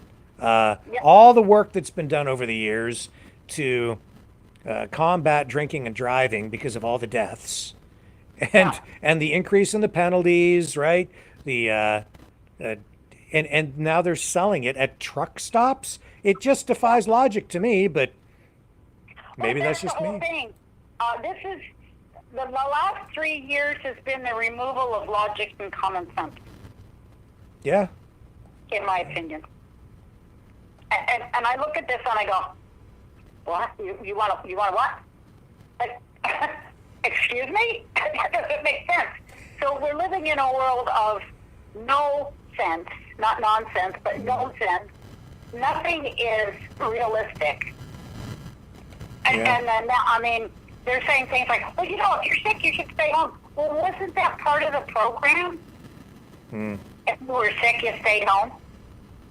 I thought. That used to be the way it was. Like, and and I used to go to emergency planning meetings, at times, mock disasters where they would have exercises for first responders. I'll tell you, like, those plans that had been in place for decades to deal with things like the pandemic, they went right into the trash can. And what we ended up doing was nothing like anything I was ever familiar with in terms of a response to a national emergency or a pandemic. It was all sort of upside down world. I still don't get it. No, I don't get it either. It's like, so we had all this implemented and everything was running smooth. And it's like a drawstring bag. You had to cut the cord, let it all fall out, and so now you don't know what you're doing. That's like with the fires down there right now. And I know I'm going to be the tinfoil hat person here. First, they canceled the insurance, then they cut off the water, and then they had fires. See, Isabel, I'm not sure how accurate all that is at this point, because whenever we get these disasters or bad things, I see reports like that from the usual sources, and then quite often it doesn't turn out to be quite true. And I know that even yesterday, I did report that there was an executive order written to prevent insurance companies from pulling insurance policies as a result of a lot of this. And so I don't know how, I need to look into that more. I don't know one way or the other what's true with regard to that. So, and I just know that there's so many people who are so eager these days to just crap all over our country or crap all over the United States that they will even just go and make stuff up. Or they take a little kernel of truth and they wrap a big lie around it. Right. You know. But I heard this a couple of months back before all this even happened. People were up in arms because their insurance was going to be cut. And, I mean, these are ritzy houses. And don't get me wrong. It's not that I don't feel bad for these people. What I dislike is, how do I put this, the publicity for this issue. When they had Lahaina, they didn't step in. When they had the North Carolina floods, they didn't step in. When they had Southfield, there's Springfield, they didn't step in. There's been so many things who didn't going on. who didn't Now, step all of a in? sudden, because of Florida, Who didn't step in, Isabel? the government. What do you mean they didn't step in? Like the people in those floods at North Carolina, it's reported now they're going to be kicked out of the hotels that they were allowed to stay in, and they got no place to go. How can they do that to the people?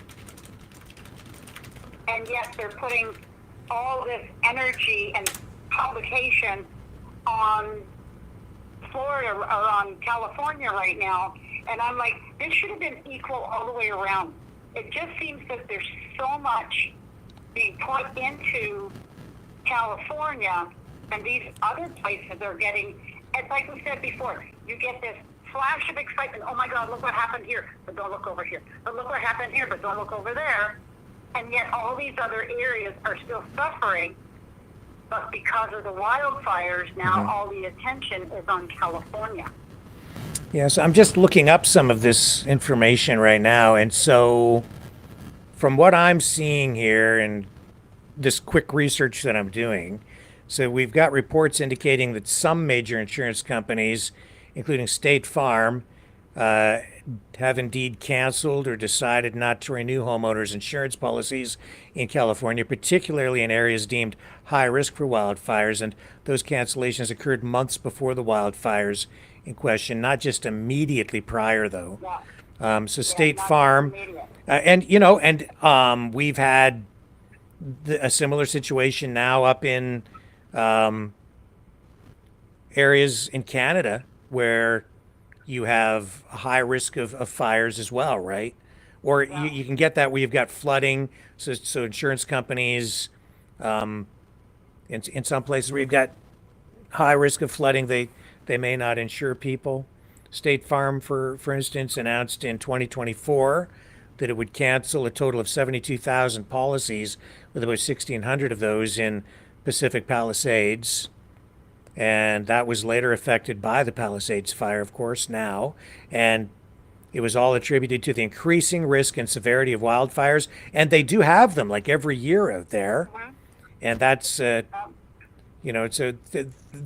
is something the insurance companies are taking note of. Now, that's not to say, though, that just because State Farm canceled policies that the people couldn't get insurance. I don't know what people would do in that instance.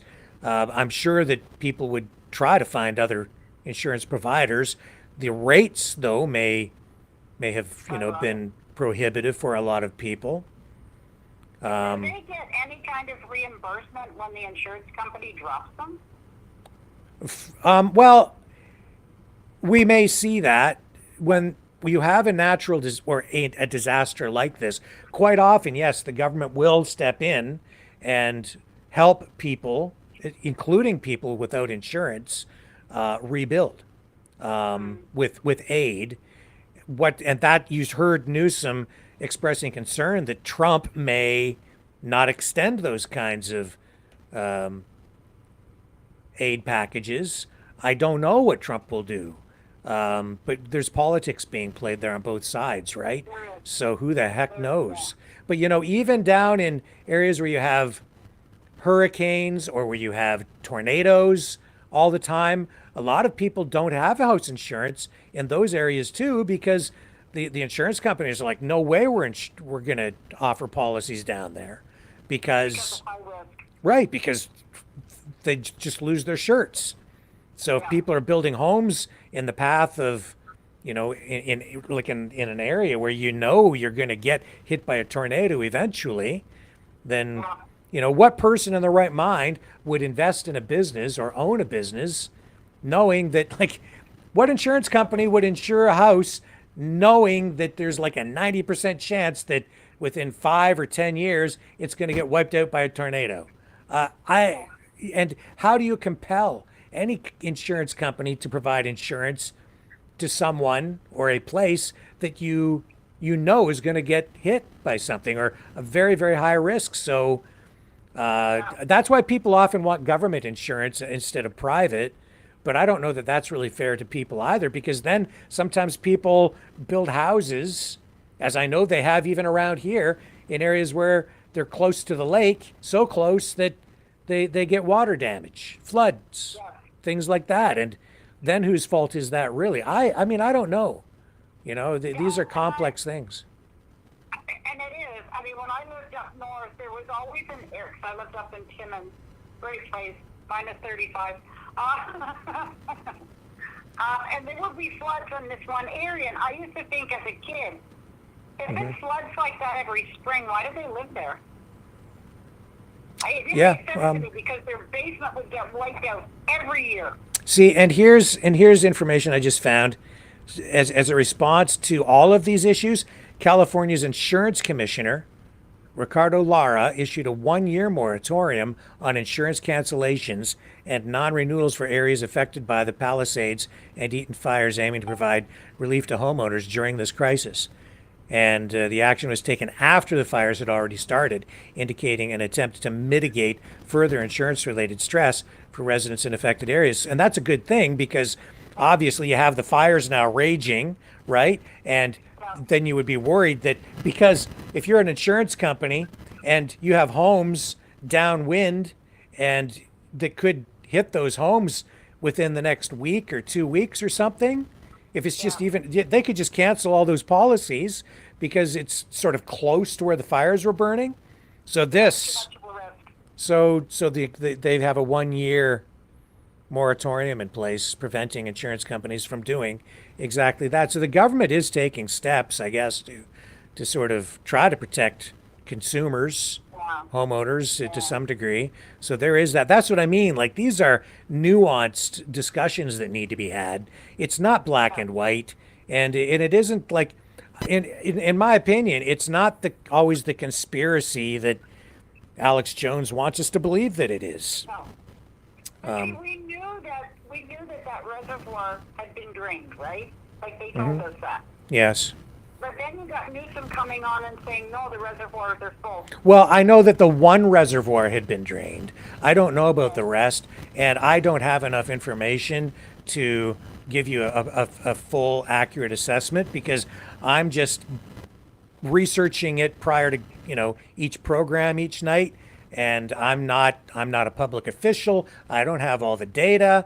I don't have the resources to do a full deep dive to determine what's going on out there, nor am I familiar enough with the way their systems work or what resources they have to begin with. So I can't speak with enough knowledge to truly address that.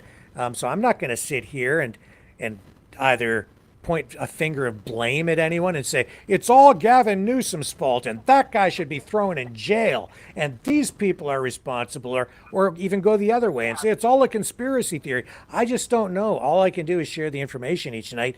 But as with any situation like this, I think that the true, proper, wise thing to do is just take the information as it comes, sit back, wait to get the real information, the best information you can get, and then make assessments as you go based on all of that, facts, and not get too emotional about the stuff. Yeah, I think, and just by what I had seen before with Trump and Newsome, I call him gruesome because he rubs me the wrong way. But anyway, he had a meeting with Trump months ago. Right? Trump was down in Florida months ago, or California. Yeah. And they were talking at that time about the ground cover that needed to be cleared out. And nothing was done about it because they seen that on the Fox channel. And they had in there, photo off all this stuff with Newsome and Trump. And they were there with other officials and they were talking, and he was like understanding everything that was being said, that yes, the ground cover has to be cleaned out, it has to be raked out, the dead trees removed, the dead brush removed, and all this, and that was months ago. Yeah, this is an issue, like literally everywhere, because it's very expensive to do a lot of that stuff, and then there are people who also cite environmental issues, or they say we don't want to clear the brush because that's bad for the environment, that we just want to leave it natural. So those are issues. The areas though that were close to like the subdivisions and stuff like that around the outside, because they knew, we know that California gets wildfires. Yes.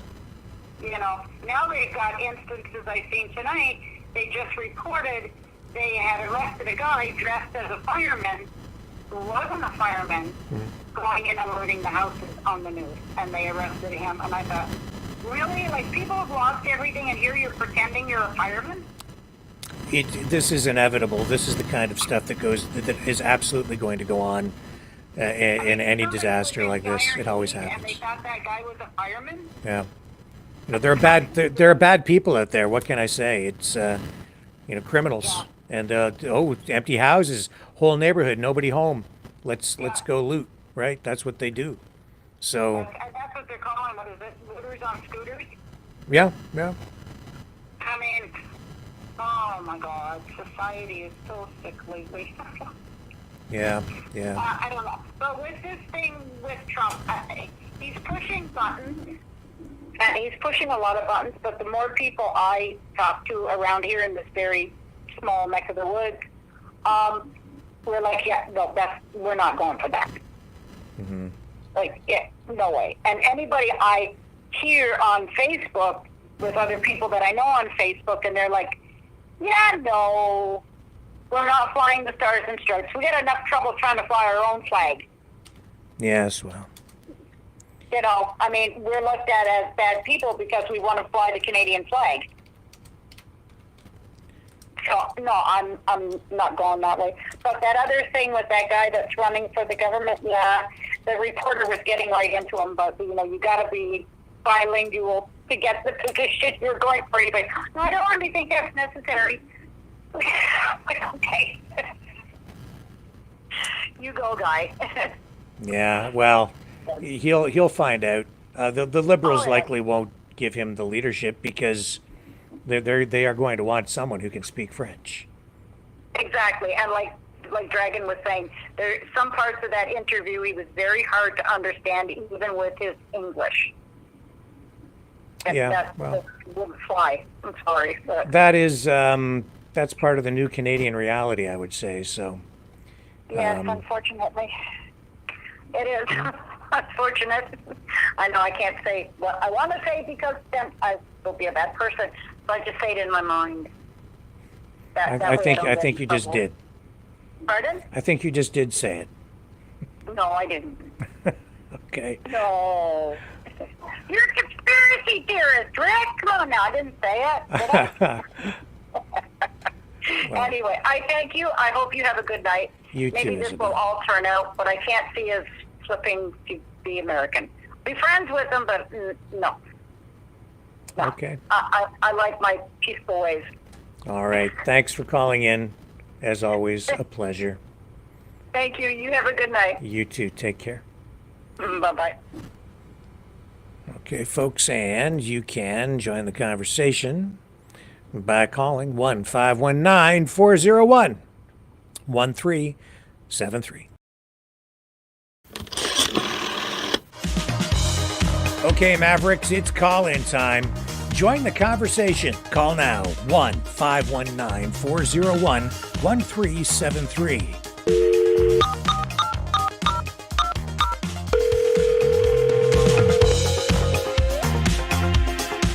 One 519-401-1373. Exercise your right to free speech.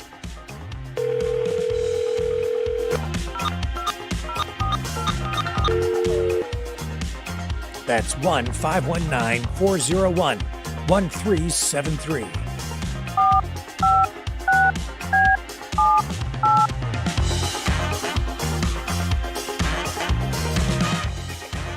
That's 1-519-401-1373. Maverick News. Call now. The world is watching and listening to you.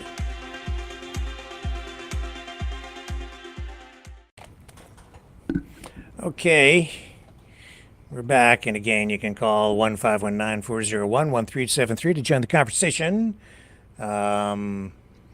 If you are inclined to help us out here at the program, you can donate at freedomreporters.com.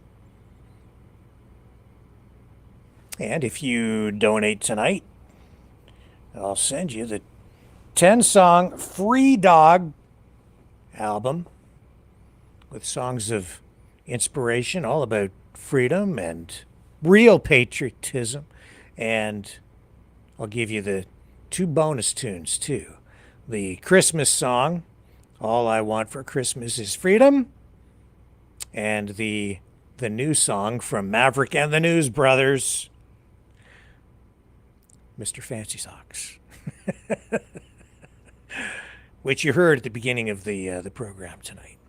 So I'll share those with you, too. What else do we have happening tonight?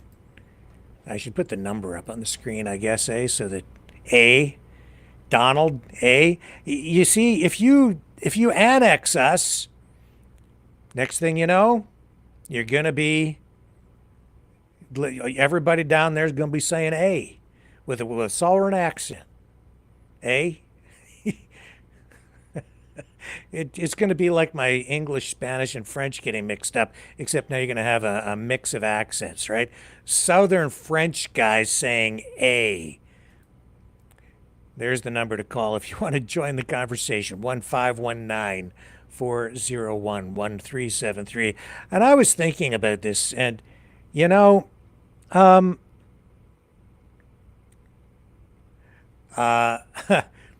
think it's the other way around. I think Canadians have actually infiltrated the United States. I think we've already taken over the United States largely. Maybe this is why Donald Trump is reacting the way that he is.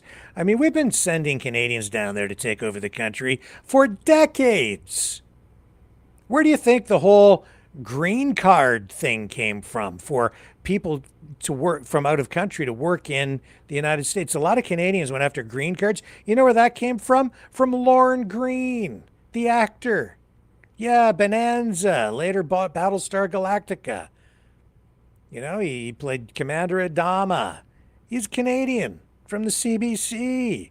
Moved to Hollywood, California. Got himself a cement pond.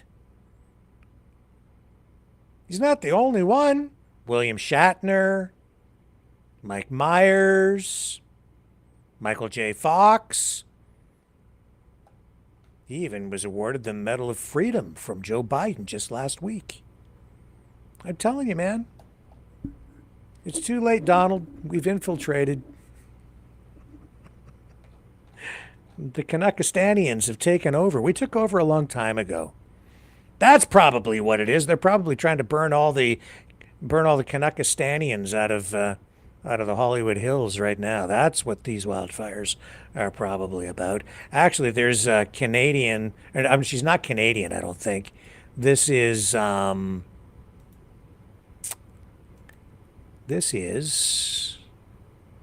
comedian. Her name is Whitney Cummings. And you want to talk about tinfoil hat conspiracy theory? I mean, I don't know if this is or it isn't. Something weird about this, though. Here she is on social media saying that her neighbors caught a guy setting more fires on the back of their hill. She obviously lives out in LA. And she says it's happening all over. I'm going to run the clip. I think it's kind of weird. I think she's a little bit weird. I think everything around her is a little bit weird. Because you know what's really kind of weird about this one? This comedian, who I was really not familiar with until today, even though she's been on CNN. She was on the CNN New Year's Eve coverage, providing a little light comedy as well. So she's an up-and-coming, I guess, comedian. Anyway, she's talking about this. You might say this is a conspiracy theory, and then I'll tell you why just the fact that she's saying this stuff is beyond a little bit weird. And I'm not saying what she's saying is not true. Maybe it is, maybe it isn't. This is a real text that I just received from a friend of mine about the fires. I'm not going to cry because I got torn apart for my last TikTok video where I cried about my house maybe burning down. I'll spare you. She's on a plane and I said, do you want me to go to your house and get stuff out? Like things that you can't replace. I'll go right now, even though the area is evacuated. She wrote back, you can't get in. Topanga's barricaded. The back way we use is being guarded by fire trucks now because some of the neighbors caught a guy setting more fires on the back of our hill. They chased him away. They called 911. I think they caught the guy recently in Woodland Hills trying to put gasoline in sewers. It's happening all over.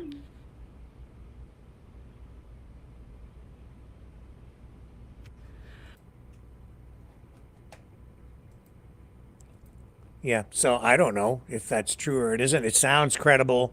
We know they have arrested some people on suspicion, or maybe more than suspicion, of arson. And we also know that when you have an event like this, it does trigger sometimes copycat fire arsonists. Yeah, setting more fires. So that's entirely possible. But here's the thing that I just found a little bit weird about Whitney Cummings posting that. First of all, that clip is being shared on social media sites that I would say are less than credible and pretty conspiracy theory oriented, okay? And then but that's not even the weird part. That's not the really weird part. You know what's really weird? Is she, on her social media platform, shares all these clips of... You guys... well, first I'll run this. She makes conspiracy theories part of her comedy routine. Here she is, though, talking about birds taking signals from the birds because of the fires, which I think is probably very true. You guys are out there doing your own research, huh? With your DuckDuckGo and your Rumble and your 8chan. I'm out here in the LA fires trying to figure out which way the crows are flying, because they know. Okay, so that crow's flying this way. Fire's that way. Walking toward this fire. I'm not impressed with y'all's info, I'm gonna be honest. I'm not impressed with Twitter's info. I'm not impressed with these apps. I'm out here asking the crows what they think. So hawks are slightly different, right? So hawks will fly, I don't know if you can see them, toward a fire because they're looking for prey that's gonna be displaced, right? So they're a little bit less reliable. You guys think that you don't trust the news. I'm out here on some I'm out here on that shit. You know what I'm saying? I don't trust anybody. So, yeah.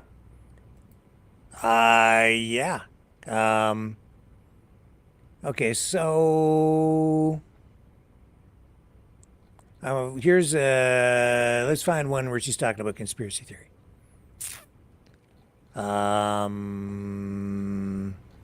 Scroll down. She makes it part of her whole comedy routine. This is what I do find a little bit weird.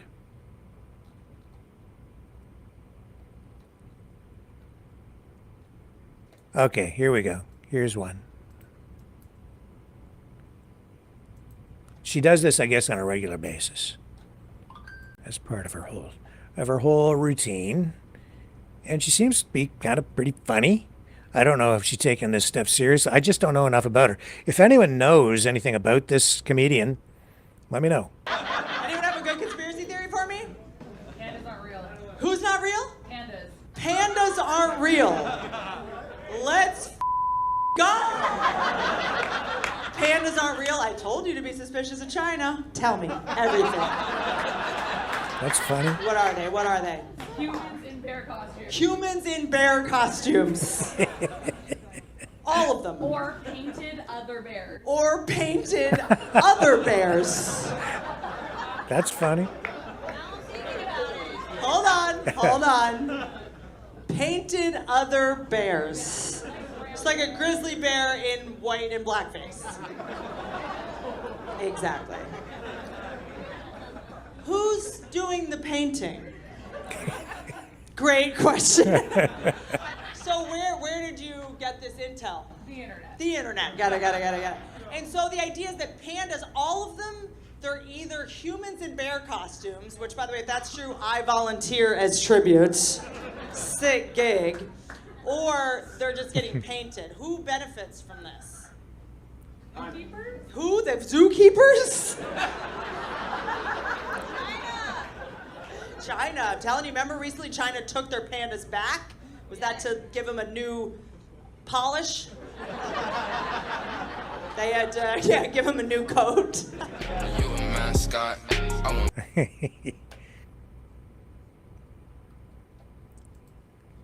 Yeah.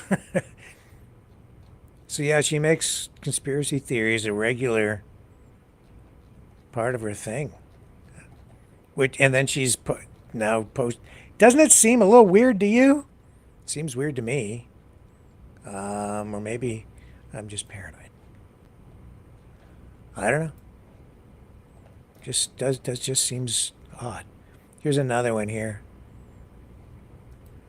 There may be foul language in this one. I don't know. I haven't heard this.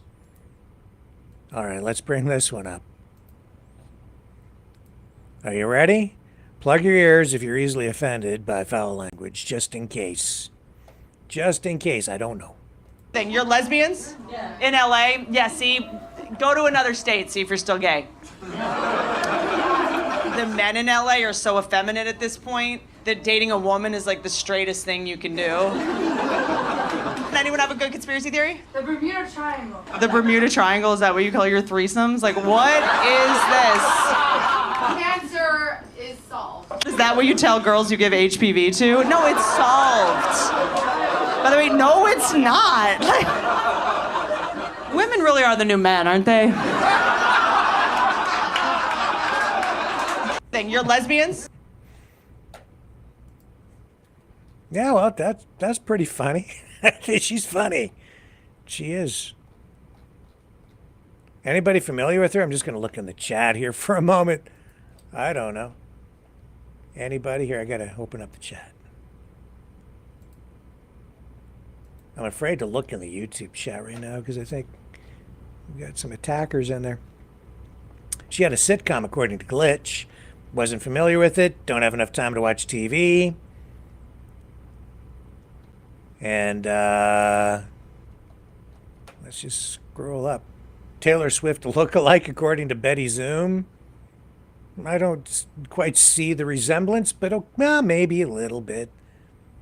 Ben Bond says, who is this person and what is her significance? Just because she's posting kind of a bunch of things about the wildfires that seem almost conspiratorial, and then she kind of just brings up conspiracy theories in her comedy routines on a regular basis. So it just seems strange to me. And it's also, her stuff is regarding the wildfires is now being shared on what I would categorize as conspiracy theory social media accounts. So I just think it's a little bit weird.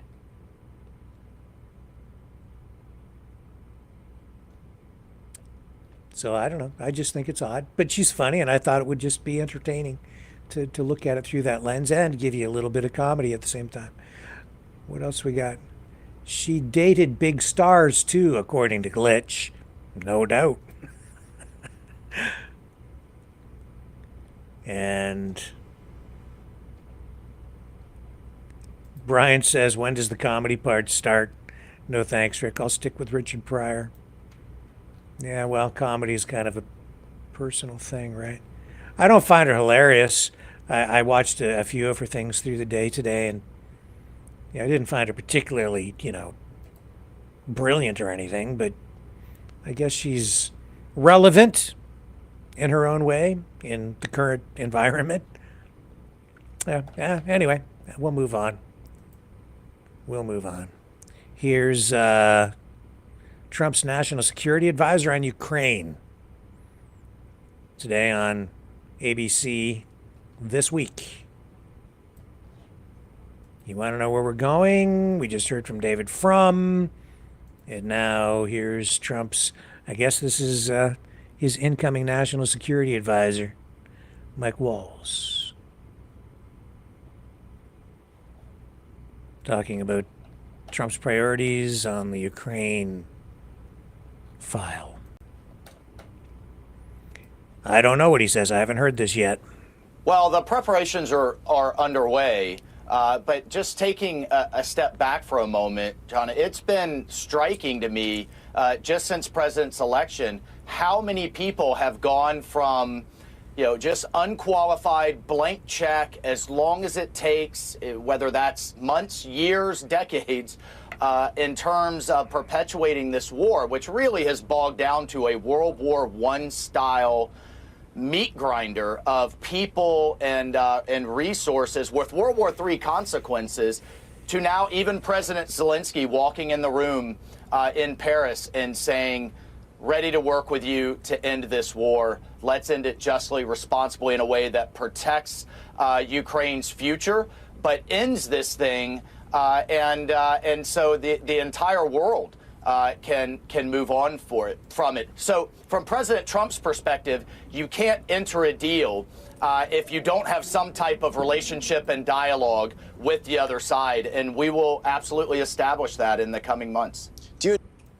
Maybe Trump should say that he's going to annex Russia or offer to buy it, and then we'll see where that goes. And whoever called just had their call disconnected. Don't know why. Maybe they'll call back. let's take a little break here. Give whoever that was a chance to get their dial and finger reactivated.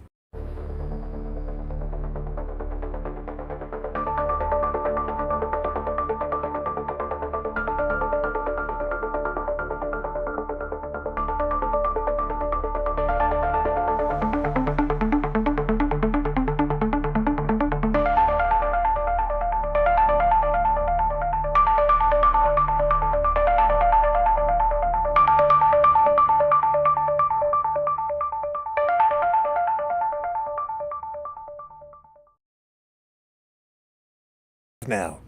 Okay, I'm going to talk about all this. Okay, Donald Trump stuff. sure. Okay, so Will is on the line with us again tonight, and he wants to talk about all the Donald Trump stuff. So go ahead, Will. Okay, so let's not be afraid of anything. It's a lot of he's more of a not a Wall Street guy. He's more of a Fifth Avenue Mad Magazine type of dude. I know I've liked him since 2016, but he's had a change. This all spells WHO, like World, or it all spells NWO. That's what it spells. There's nothing wrong with having a trading zone, but we don't want to share their currency. We want to keep our own currency. If the Europeans can have a common trading zone, that's okay. But if it's just Canada and the United States, but if there's a Mexico involved, that would be a different thing. We would lose everything to a low peso and a low, like they're not a westernized, like Mexico's not westernized like both of us are. But no, I don't want to. I would say if there were a referendum, if there were a thing like they have in California once in a while, which is an extra question with your thing at the federal election, I would vote no to a union with the states because there would be no stipulation in there. There would be no clarification as to whether or not we can keep our own currency. And what you were saying earlier, Rick, we have a slightly cheaper currency than they do. Yeah. It shouldn't be as bad as it is now with the horrible deficit and with just inflation economics. But we could have, a good conservative government, but we've got to tell our fellow conservatives and fellow People's Party. I don't know about the People's Party of Canada. You can't get enough numbers for that. And you'd only split. Look what Mr. Farage did to the vote in England. It split it right down the middle, and the Labour's got in with a huge majority until 2029. So I'd have to go back, as I told you the other night, I'd have to go back to Ford and stick together on this and stay solid. And stay safe, stay Canadian, and let's not be afraid of anything. Even if he tries to decimate us on the 18th or after, we could also do a lot of harm to him. We've got to stick together. We have to take the trade, like the meat trade that goes into Chicago and comes out of the States into Canada. We've got to cut all that off. Cut off the hydro, embargo the hydro from going from Ontario down to the States. If he wants to be really bad, well, we're going to have to be bad. The only thing he's going to understand is a tough deal coming from Polyev. That's what I have to say. So let's not be afraid of anything, and let's not start shaking our boots. That's all. And the other thing is, how far away is Trump from the WEF? He may be very close. He's just doing another pattern. He's doing some kind of other. He's doing some other type of thing. It's just another form of World Economic Forum. Maybe that's what he's doing. Maybe we don't know the whole story behind Trump And the other thing is, this is a second term separated. It's the first time in 130 years that the U.S. president, that any U.S. president has got in with a second term separated by an opposition president. So usually this type of president, he's not coming back in 4 years, so he can do anything he wants. He's got a different mindset. So, Rick, what do you think about what I just said? I'm worried about possible foreign influence on Trump. I don't want to say anything more than that, on this microphone tonight. Okay. Because I'm reserving that for later, and a later date. Yeah, I know where you're coming from. And I think that, on the Ukraine file, I think he just looks at Ukraine with anger, because I don't think he likes Zelensky. And I think that he looks at that country as something to bargain with to get a deal. I don't think he's going into it to try to get a good deal for Ukraine. I think he's using it as a bargaining chip to get other things that he wants, especially over in the Middle East. And I think that with regard to Canada, he's very serious.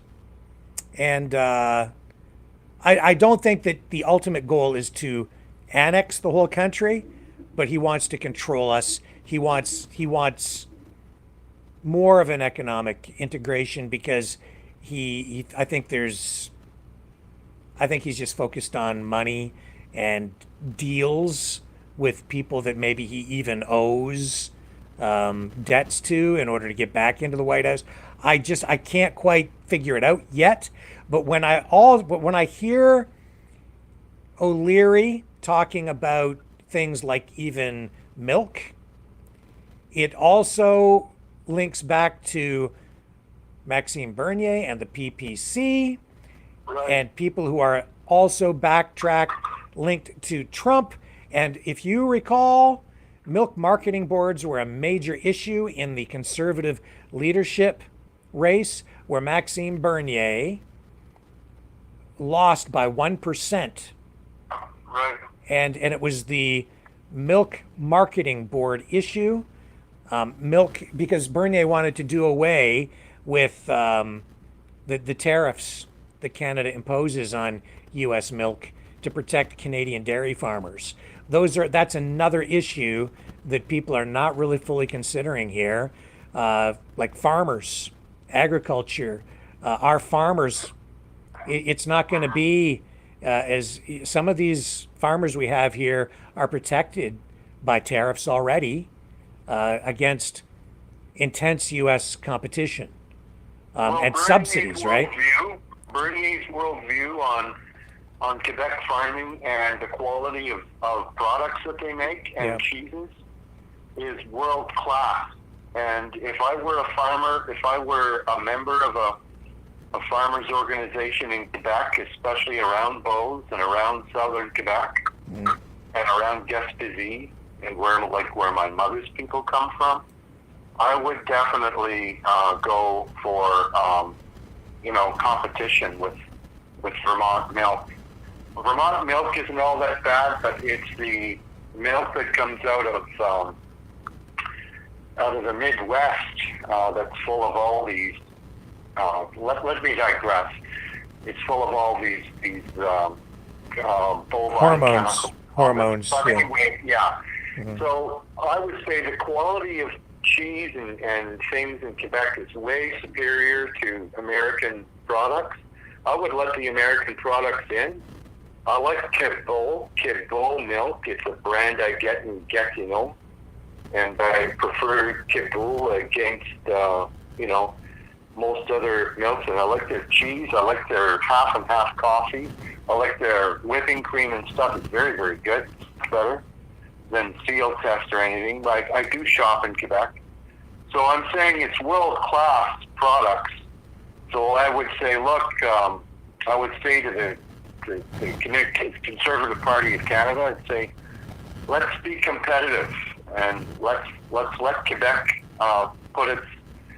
get the toe in the water and be bold and go ahead and compete. We shouldn't be afraid of a little milk coming in from Vermont. I'm not gonna be too protectionist about a trade, sort of a trading zone. I don't know if I would go that liquid with anything coming in from anywhere. We have standards here that are a little bit more strict about safety, food safety, and everything.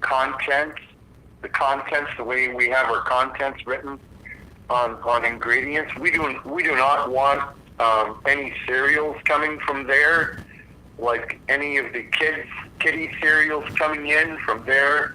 If you ever saw the YouTube between the difference between Fruit Loops in Canada and the Canadian version of Fruit Loops and the American version of Fruit Loops, it would just scare the ladles out of you. The Canadian Fruit Loops is much safer than the American one, so I wouldn't allow any of their products in that way. But we could have definitely, closer relations. There's nothing wrong with that. But if Trump's going to be a big bully in the room and a big loud elephant in the room, don't be afraid. There's nothing he can do. There's nothing to worry about. What I do like about what he's going to do, all hell will break loose if they don't let those hostages go. That's what I'm all behind Trump about, because I like Trump over since 2016, and I like the foreign policy on Trump when it comes to dealing with the wrong people getting into the United States. But I'm also concerned that he may push a lot of people up here, which are going to be very bad. But again, let's not be afraid. We've got to do something about policing. We've got to do something about our own laws. When they come over the border, it doesn't mean that, it's like Biden and Obama and O'Biden, where somebody touches American soil and they're already here. We should have them exported if they're not, they just can't come in illegally. We've got to have a whole different philosophy, a whole different operation when it comes to migrancy. Because migrancy is not immigrants. Like, the immigrant policies have been fantastic since the old days. We can have immigrant policies, but we can't have migrants just coming in like that. They have to go back to where they come from. And that's under Poilievre. And that's what do you think about that? Or how viable do you think that can work out? What I just said. I don't know what's coming.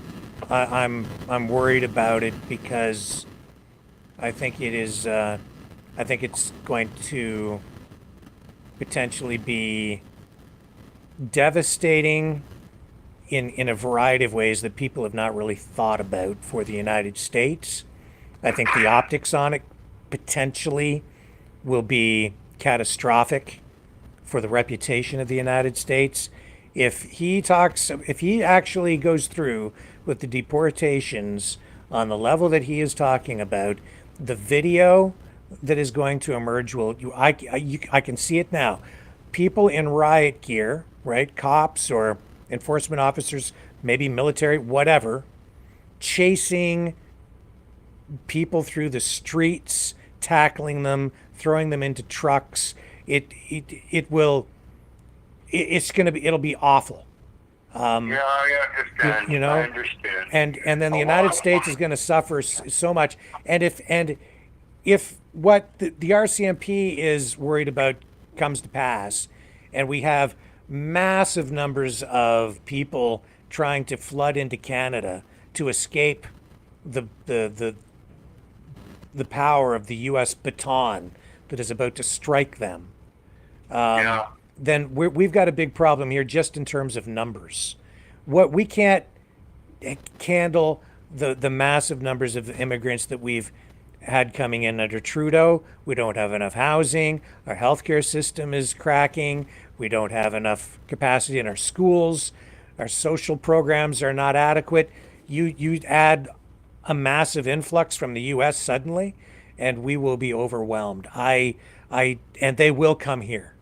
This will be the first place they'll try to flee to, and they'll just push them up into Canada.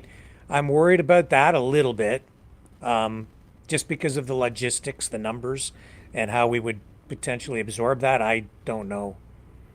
All this is bad. It's just very, very disruptive. Chasing down the American streets, I think most of those people that are going to be chased down American streets will be the bad ones, will be the gangs. They won't be just teenagers and children and good parents. I don't think like he's going to go that ballistic. I don't know. I mean, I hope not. I would like to think not. The thing is, from the way this is going, like because of the numbers he's cited, and we're talking millions of people potentially. Yeah, 11 to 19 million, they say. How do you determine who's the good, who's the bad? That person's bad. Round that guy up. Are they entitled to any kind of due process? That guy's bad, just convicted on the spot. Out he goes. Maybe he's a good guy. Maybe the officer or whomever is given the job of judge, jury, and executioner on the spot makes a mistake. Where's the justice in that? Maybe I can see all kinds of problems just because of the volume of people alone. It just lends itself to injustice. There are a lot of people. There are a lot of. You would be surprised how much metadata that they are going to seize from the Biden administration when they do take over. Yeah. They're going to have all the stats on where these people come from. The Democrats have been basically tracking them, I'm sure, and they know they're going to be able to seize all the data. They'll use Facebook. I know Zuckerberg has been on his knees repenting, basically. So, and you've got X too. I mean, you've got Musk. He's going to do a lot of. He's going to take a lot of the metadata out of Google and out of Facebook, out of a lot of IPOs. They're going to have a lot of them tracked by name, by origin of country. If they're just from Mexico or something, it's not going to be that bad. But if they're in gangs, if they're in Central American gangs or Medellin, whatever it's called, they'll catch them and they'll get them out of America and get them gone. They won't push them up here, I don't think. I mean, he's not going to be like, he sounds vindictive right now, but the way he is, he goes way over. When you deal with this guy in business, he goes way over to the extreme to his side. So then what you got to do is talk him back. You can't be afraid of Donald John Trump. You got to be tough with him too. And I believe that Polyev, if he can figure this out, I'm sure he's going to be tough with Trump. And so Trudeau doesn't have a snowball's chance of getting anybody in. That young fellow, about 50 years old, he's running for leader or whatever. He's got a Central Asian accent. He's not going to get anywhere. I don't think Chrystia Freeland wants to run. I don't think she's not going to. She said she's not. She's not going to get her seat. The Tories are going to take her seat. I mean, the people down there in Toronto, they're going straight back to the days of Mulroney. They're going to vote. They're going to vote the Liberals right out of. They're going to be decimated. And the NDP, I don't think they're going to be around. The Greens may come up a little bit, but their ideology is extremely dangerous. So I think that Canada's going to do okay. I think we can't have fear. Don't be afraid of a tall darn thing. Be happy for Israel. Israel's going to do well. And if Israel does well, they're the ones that are facing off barbarism and chaos on behalf of all Western countries. The very barbarism and chaos that the incumbent leader here believes in. He would go for that than he would be for our values and traditions as a democracy. Trump understands that the people of Canada believe in democratic and Judeo-Christian ethics, and if not atheists, like atheist and Judeo-Christian ethics and civilized society. We don't believe in this stuff. And I know a lot of members of the Islamic community here, and they're very moderate people. I don't find them extreme.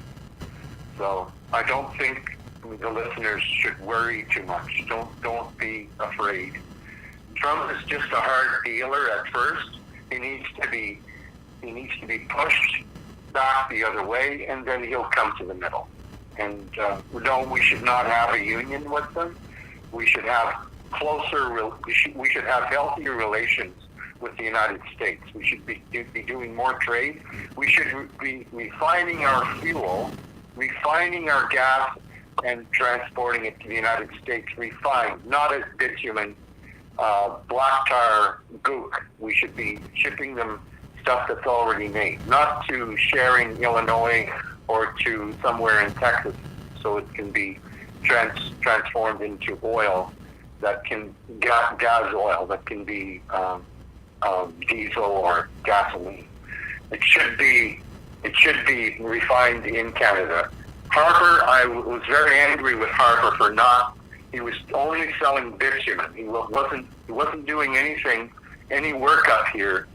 He was selling all our jobs to Sharing, Illinois, and to Texas, and to the different places in Indiana for refining. So that's where my stand is for Canada, and I want to see Canada get lots of jobs now and get back to ordinary business and get away from this 9-year nightmare of having this idiot in power.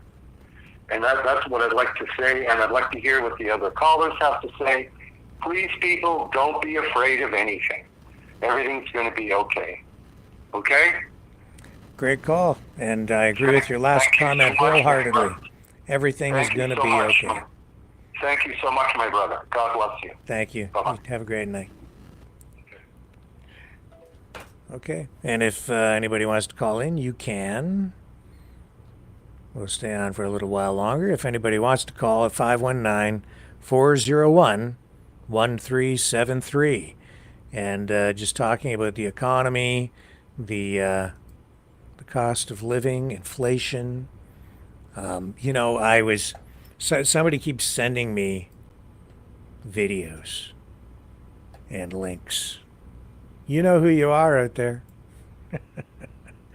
This is he's basically, I would say he's a communist, and teaches economics. His name is Richard Wolff, and Johnny keeps sending me this stuff because he thinks Richard Wolff is just the cat's meow when it comes to economics, and he's a doctor of economics. No, he's a doctor of doom. And as we just heard, everything is going to be okay, but not according to this guy. This guy's job, his job is to scare the crap out of us, undermine confidence in the economy and our banks and our financial system, so that you're so afraid you take all your money out of the system, and do your little part to undermine the integrity of our economy. I'm just looking at the headlines on. Oh, did I just lose that? I did, didn't I? Oh, I'm so sorry. Hang on. I hate it when I do that. This was funny as all heck, too. Let me see if I can... yeah, here we go. Let me just bring up all these... see if I can find these for you. Oh, I had them here. Yeah, here. I'll show it to you on this page. It's just, I just laugh because these guys, like, so much that Richard Wolff says, and he only tells you half the story because he wants to spin it up into his own little economic, political, anti-American tirade. Look at these headlines. One after the other, after the other, after the other. This is him here. This is where I'm making the video move. That's him. Everyone is going to be wiped out. The collapse has begun. Don't buy anything for 18 months. How am I supposed to live, man? I'm going to go to the grocery store. I'm going to buy my groceries. We can't make it past 2025. Yes, we will. Yes, we will. Shut the hell up. It's happening. I tried to warn everyone. That was 2 weeks ago. Here it is. 2 weeks ago. It will happen in the next 3 months. Whatever it is, it means the whole economy is going to crash. And here it is 3 weeks ago. The collapse has begun. That was 3 weeks ago. Hold your cash. The collapse that will change a generation. It just goes on. Tell your family to prepare. Don't, and then again here, this was a month ago. Don't buy anything for 18 months. Why? I haven't watched that one. Yeah, if nobody buys anything for 18 months, everybody will die and the economy will collapse. Everyone is going to be wiped out. That was a month ago. They keep repeating these same headlines over and over too. Look here, the collapse has begun. The collapse has begun. The collapse has begun. They keep saying it over and over again. Like they've been saying it like freaking forever. How many times does the collapse begin? I thought the collapse began 3 months ago, 6 months ago, a year ago.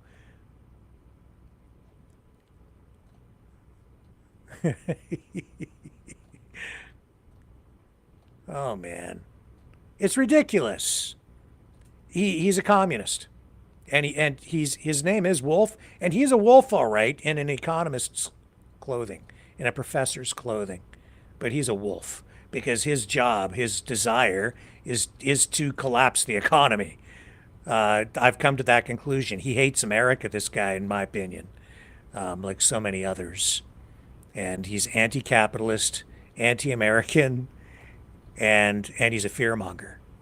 He's just trying to undermine confidence in the economy. And when I listen to him, like, I can debunk so much of what the guy says because he tells half-truths in order to spin up his narrative.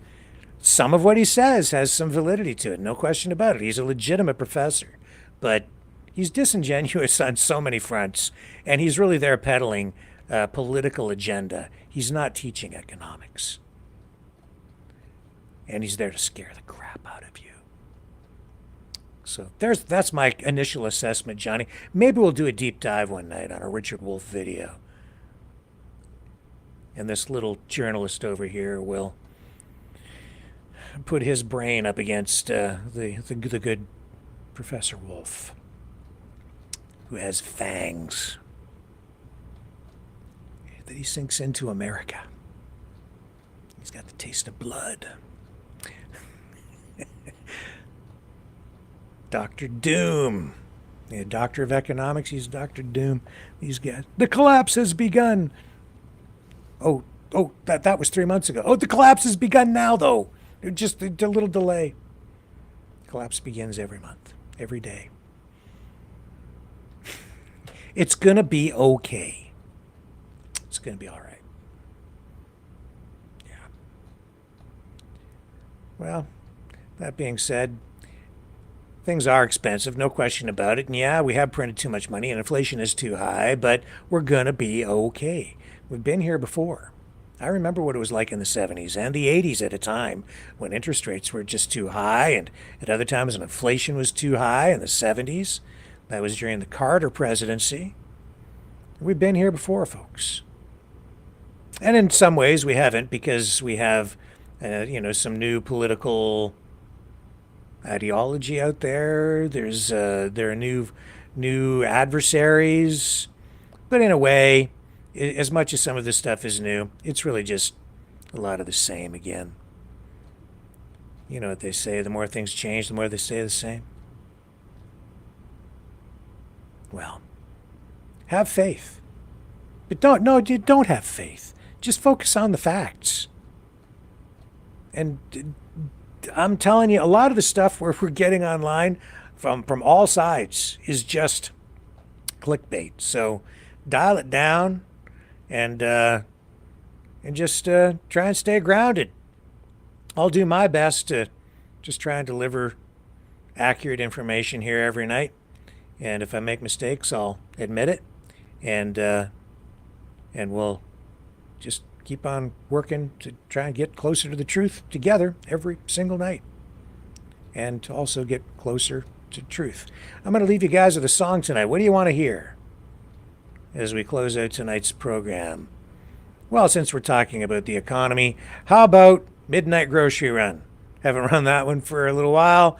It's a fun little tune, and it sort of, I don't know, kind of makes me think of the pre-high inflation days when we actually had a few pennies to rub together. I remember pennies. You remember pennies? Now they cost more to produce a penny than the penny is worth because of the cost of copper. So we don't have pennies anymore, just the ones still in circulation. Well, folks, I will see you here tomorrow night, 7 p.m. Eastern. And until then, don't worry about it. Go out and spend your money on your food.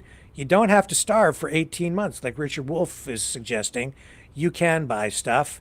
Just, be responsible about it. It's going to be okay. Love you guys. See you tomorrow, 7 p.m. on the flip side. Under neon lights after 24/7. Cereal boxes stacked like they're from heaven. Cartwheels squeak while hearts untucked. Past the pickles and we're straight up struck. Midnight grocery run, feeling so divine. Bananas in the basket and we're losing track of time. Laughing through the aisles with you right by my side. This midnight grocery run's a wild ride. Frozen pizzas and a chocolate pie. Scanning items neath the starry sky. Fluorescent glow makes everything so real. In this wonderland we break the seal. Midnight grocery run, feeling so divine. Bananas in the basket and we're losing track of time. Laughing through the aisles with you right by my side. This midnight grocery run's a wild ride. You're smart, they know the drill. Moonlit moments give a midnight thrill. We dance down our floor like no one sees. Just some dreamers lost in fantasies. Midnight grocery run, feeling so divine. Bananas in the basket and we're losing track of time. Laughing through the aisles with you right by my side. This midnight grocery run's a wild ride.